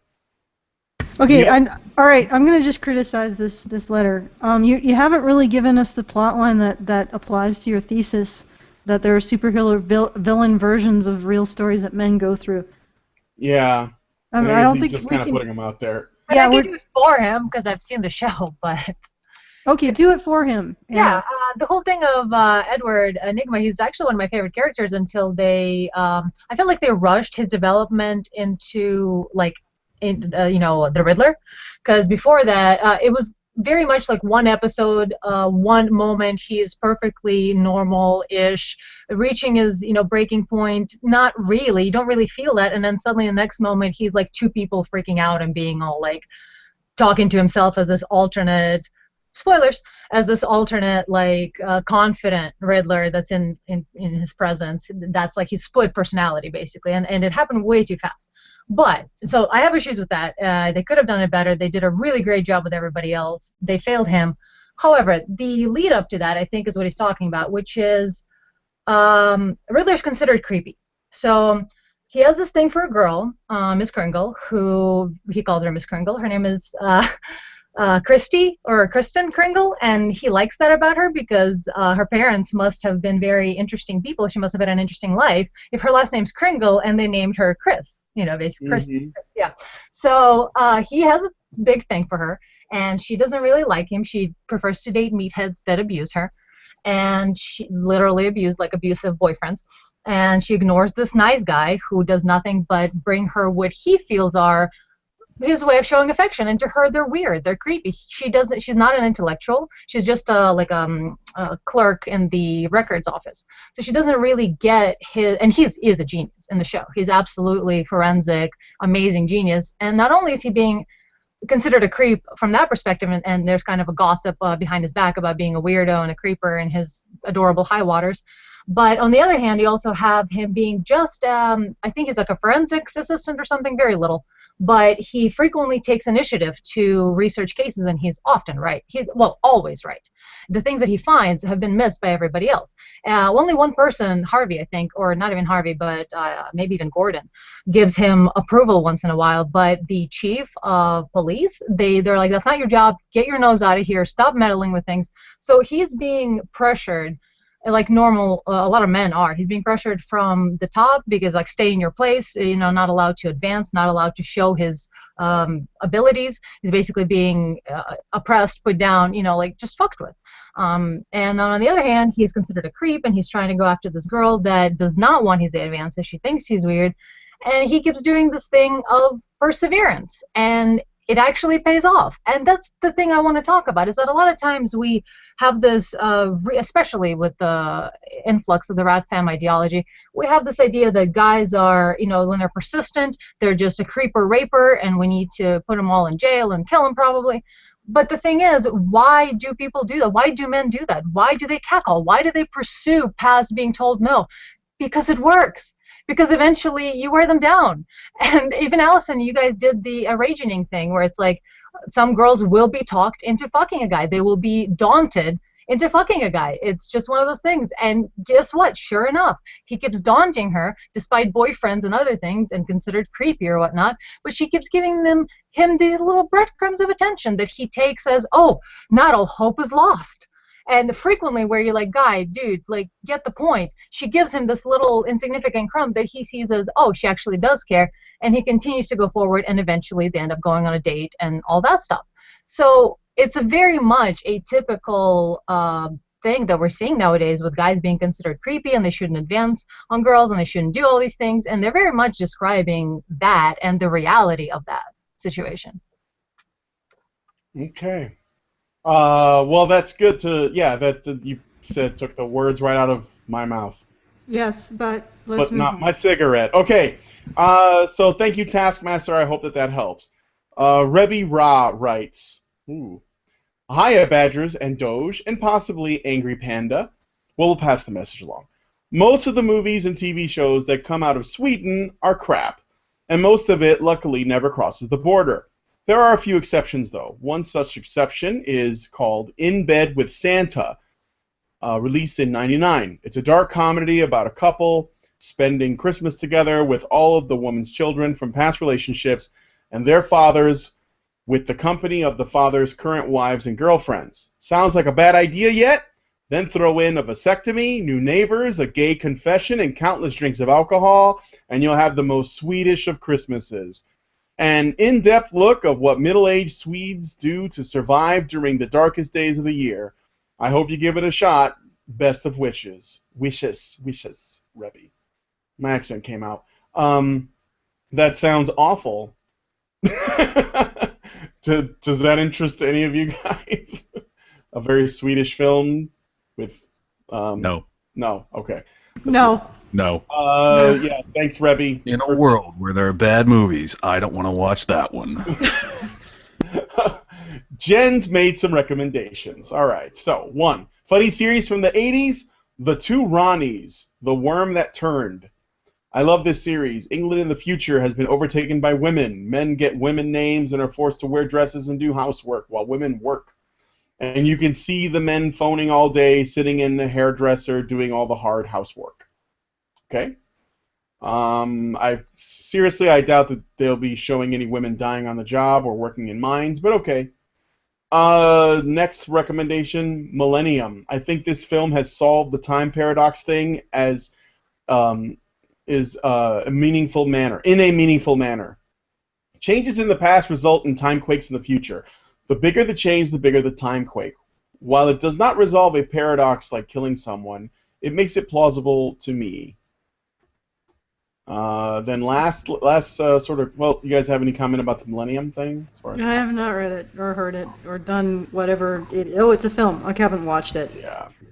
All right. And lastly was a comment about, it's called Firefly/Serenity and Cyberpunk. I think it has cyberpunk elements. It's not too present in the main story, but the world is designed similarly. You have the central core of trying to control the galaxy. The further you are away from the core, the more freedom people have, the poorer they are, the more honor culture becomes their behavior. In the core planets, legislation is strict. Dissent means you do not get promoted or need to leave the planet. Technology, well, the networks, what they did to River and the Men in Blue. I don't get these references. Okay, I get the references, but they're a little bit Dada-esque or a little bit chaotic. It's just like he's throwing stuff at the screen. No, Firefly and Serenity are great stuff. You should watch it. It's good stuff. But I don't, probably shouldn't discuss this too much. No. Technically, we're reading the Nerdcast mailbag because I accidentally gave Brian the Nerdrevolt mailbag for the Nerdcast this Monday. Oh, okay. I would not say I've seen the film Serenity and I've seen a little bit of Firefly. I would not say it's cyberpunk, but there is a delicate balance between going to where something is far too broad of a description, like we discussed on the Cyberpunk show, and something that's far too close to a No True Scotsman, where only very very specific rules apply. But I don't think Firefly does. Rachel, would you better agree? Than Firefly. It's a Western in space, period. It's just a Western in space. Yeah, that's what I think. It's a Western in space. It's like Cowboy Bebop, but with the West in space. Yeah. Well, actually, it's very similar to Outlaw Star. It's really similar to Outlaw Star. And yeah, it's a space Western, and that's a thing. I mean, it's not cyberpunk. Not everything that takes place in the future is cyberpunk. No. No, it isn't. All of it is cyberpunk. Cyberpunk's everything. That's all postmodernism. No, it's all cyberpunk. It's all in you. All of it. No. All of it. No. 2 more letters. No, wait, 3 more. Few more letters. Okay. All right. Dear Honey Badgers, I was watching The 7 Deadly Sins, which has just come out on Netflix in the UK, the other day, and something hit me. Without free cultural exchange, or as it is called today, cultural appropriation, many of the anime that we know and love could not exist. Just look at Attack on Titan, Sword Art Online, Hellsing, Fullmetal Alchemist. But for but a few examples, and like the haggis pakora, an invention of many Bangladesh and Indian curry houses here in Scotland, it is how cultural exchange should be. What are your thoughts on this, and are your favorite anime spawned from a crossing of cultures, or do you prefer the purism of anime that only draws from Japanese or East Asian culture? Kind regards and apologies, the outspoken Scotsman. All right, well, I want to say that real quick. I've watched all of those. They're good, and JoJo's Bizarre Adventure takes a lot from English, American, Italian, Egyptian. It's from all over. So, yes, I totally recognize that. And cultural appropriation is good. Cross-flow. Yeah, call it cultural. When Japan does it. Well, when anybody does it, really. I know. Appropriate everyone's culture. What I'm saying is that a lot of people, a lot of these social justice types who like anime are totally like, oh yeah, it's totally fine for Japan to culturally appropriate, but don't you dare here in the States. Don't you dare put on a kimono. It's funny because yeah, it's funny because you could say like, well, here are the cases in which Japan can do it, and but the funny thing about it is Japan's going to do it whether you care or not, whether you like it or not. They're going to do whatever the fuck they want.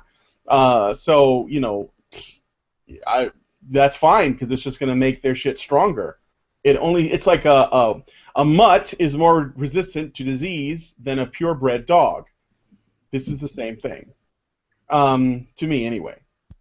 All right, so next letter. Hi again. Thanks for reading out my mail during your mailbag segment. It's a little embarrassing hearing what you wrote about being said. What? Wait. It's a little embarrassing hearing what you wrote being said out loud. Anyway, I'm not sure when you're reading this if you watched Madoka yet or not, but I'm sure none of you would have heard about this since it's a more niche than Kamen Rider.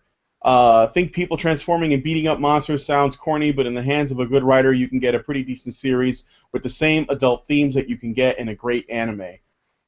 Although it's a little lighter than Gen Urobuchi's normal content since it's made for a younger audience, but it certainly has all the elements that made Madoka such a great anime. If you do check it out, then please note that it does start out a little slow, but picks up afterwards. Keep doing what you guys do because it's really inspiring for those of us who do not have a voice. Blaze X. All right. Well, thank you, Blaze X. We've discussed that. So, and I just love how we've discussed that. Well, we have. Fuck off, Blaze X. No, the whole and I don't see I don't know people transforming and beating up monsters is not fucking corny if it's cool. Can you guys stop with the whole fighting monsters is corny? It's bullshit. Watch some One Punch Man and move on. Okay, wait. We have a potential. We have a potential. We have a potential alternative. Geek Variety. Scott has said that he can read it in a sexy snake voice. So I put something in the side. I can try. We can see. Wait. Yeah, put something in the side. Can I say something though? Yes. Can I say something real quick though? I think we all need to form Megazord. Yes. I'll form the head. It'd be sort of squishy. Well, okay. I just don't want to be the left leg. Should I try to take a crack at this? Yeah, it's in the side there. Lightning Rambles has made an inquiry. Hello, fellow shitlords. Hope your day has been dry as mine. as not what? Uh-huh. Hard sentences. This is the mailbag. You don't read the mailbag. You experience my pain. Damn the UK weather. Anyway, I've just been marathoning through Breaking Bad, and even without checking on the web, I've come to loathe Skylar White for what I take her as a typical example of a modern feminist woman. A self-centered and ego-driven woman who cares for one person, herself. Crap, it moved. Oh, I lost my place. Damn chat. I don't know. Oh, there it is. Okay. I'll highlight it. I don't know whether... Fuck me. I don't know whether any of the honey badgers have spoken on this before, as I'm still going through your podcast while driving to and from work, but I'd like to know your thoughts on the subject. That and the idea that the damn thing just moved again. Quit typing! Oh my god, everybody stop typing. You're screwing Snake up. You're totally fucking me up.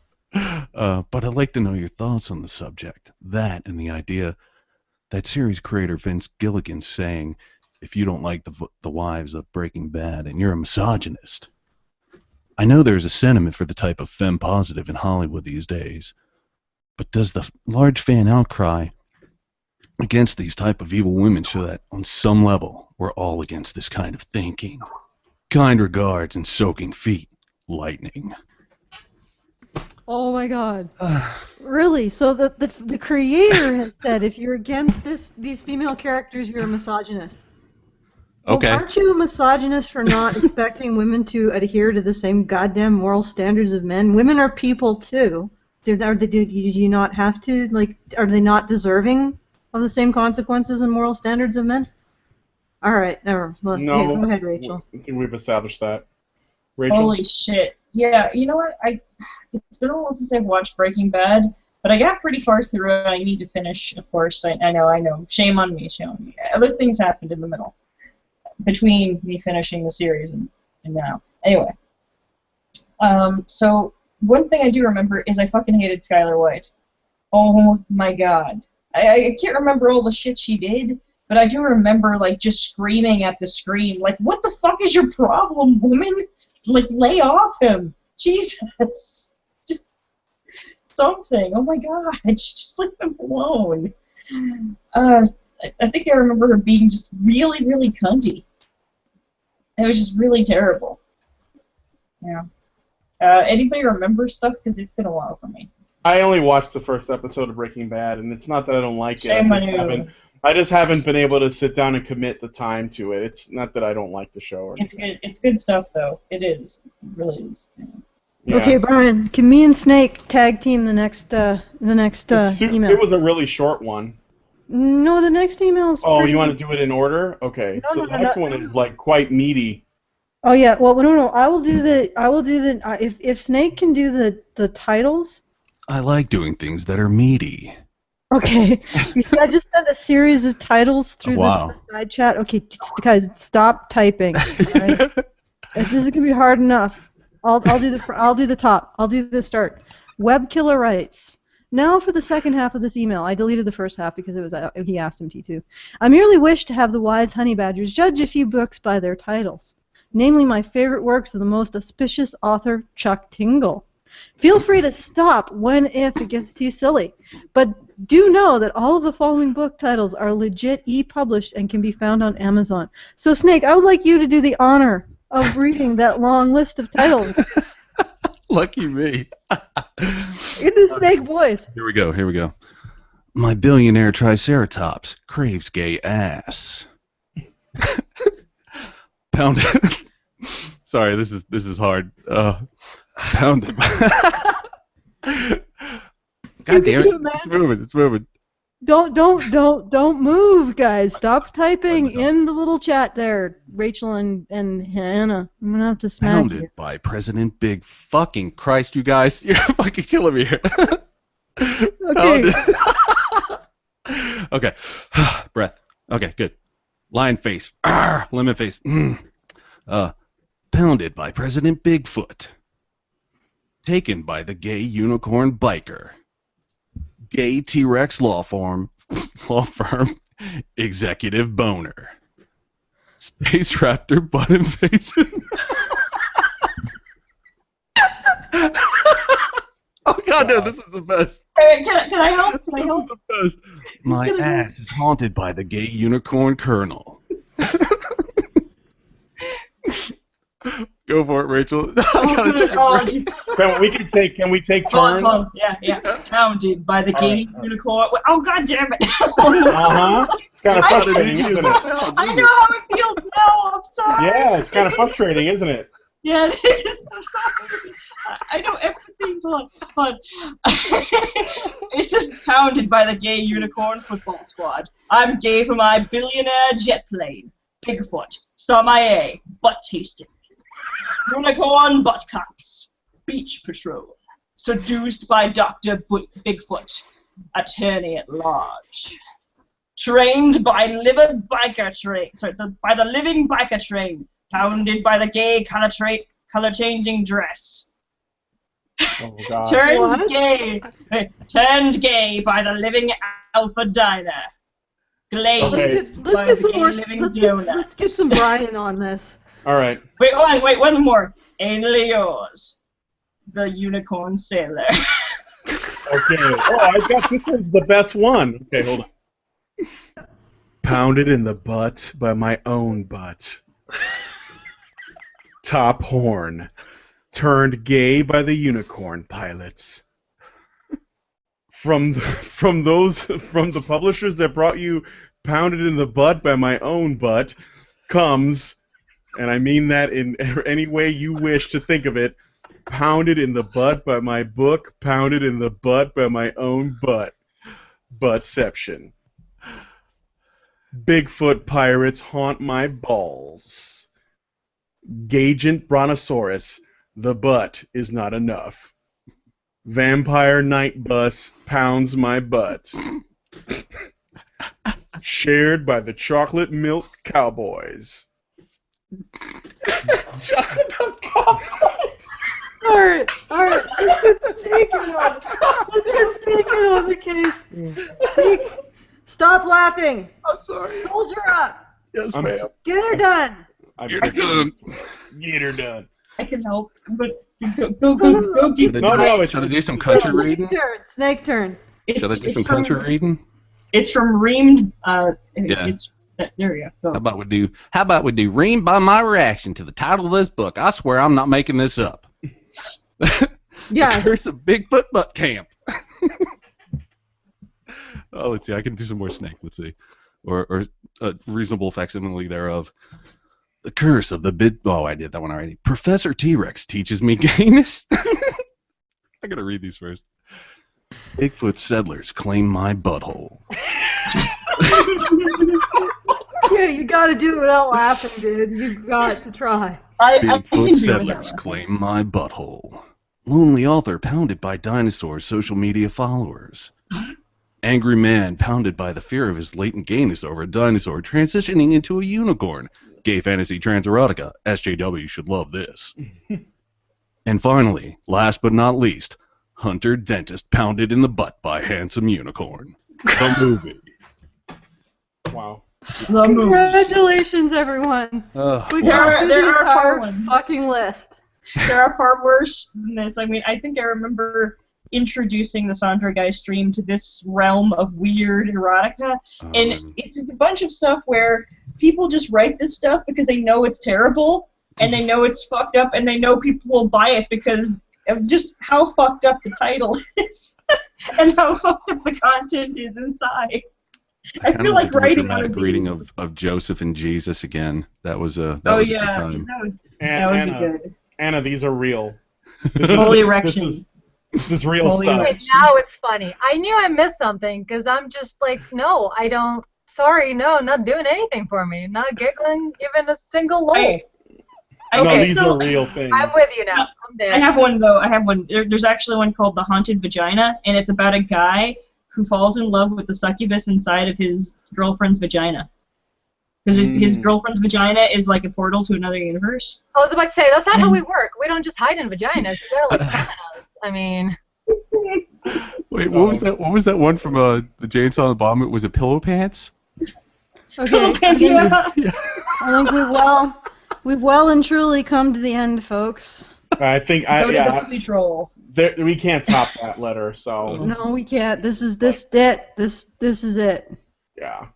All right. So if you like us reading crazy-ass book titles and then also in the same damn show talk about gray and white matter and the way that it influences or could conceivably influence behavior in people, then please consider donating to our Patreon at patreon.com/honeybadgerradio. Let me try one. Oh, go ahead. Buy Badger bonds so that we can fight Shitler. Yes. Buy them. You don't want to see Shitler win. That's right. Shitler's at the door. He's farting on the. Oh, fuck it. Okay. Yeah, it's not about. He's It's not about sharding. intellectual. It's not about an intellectual discussion. It's about creating a home. Yes, creating a home and defending it from Shitler. So everybody get behind your pillows and defend yourself. And also, so buy Badger bonds. It strikes against the heart of Shitler. www.patreon.com/honeybadgerradio. Yes, and if you want to send us some mail, it is topic@badgerpod.com. Yeah, I don't know if you can top that particular mail. No, but feel free to attempt it. Apparently, only Gay Brontosaurus can top that particular mail. Now that is one big pile of shit.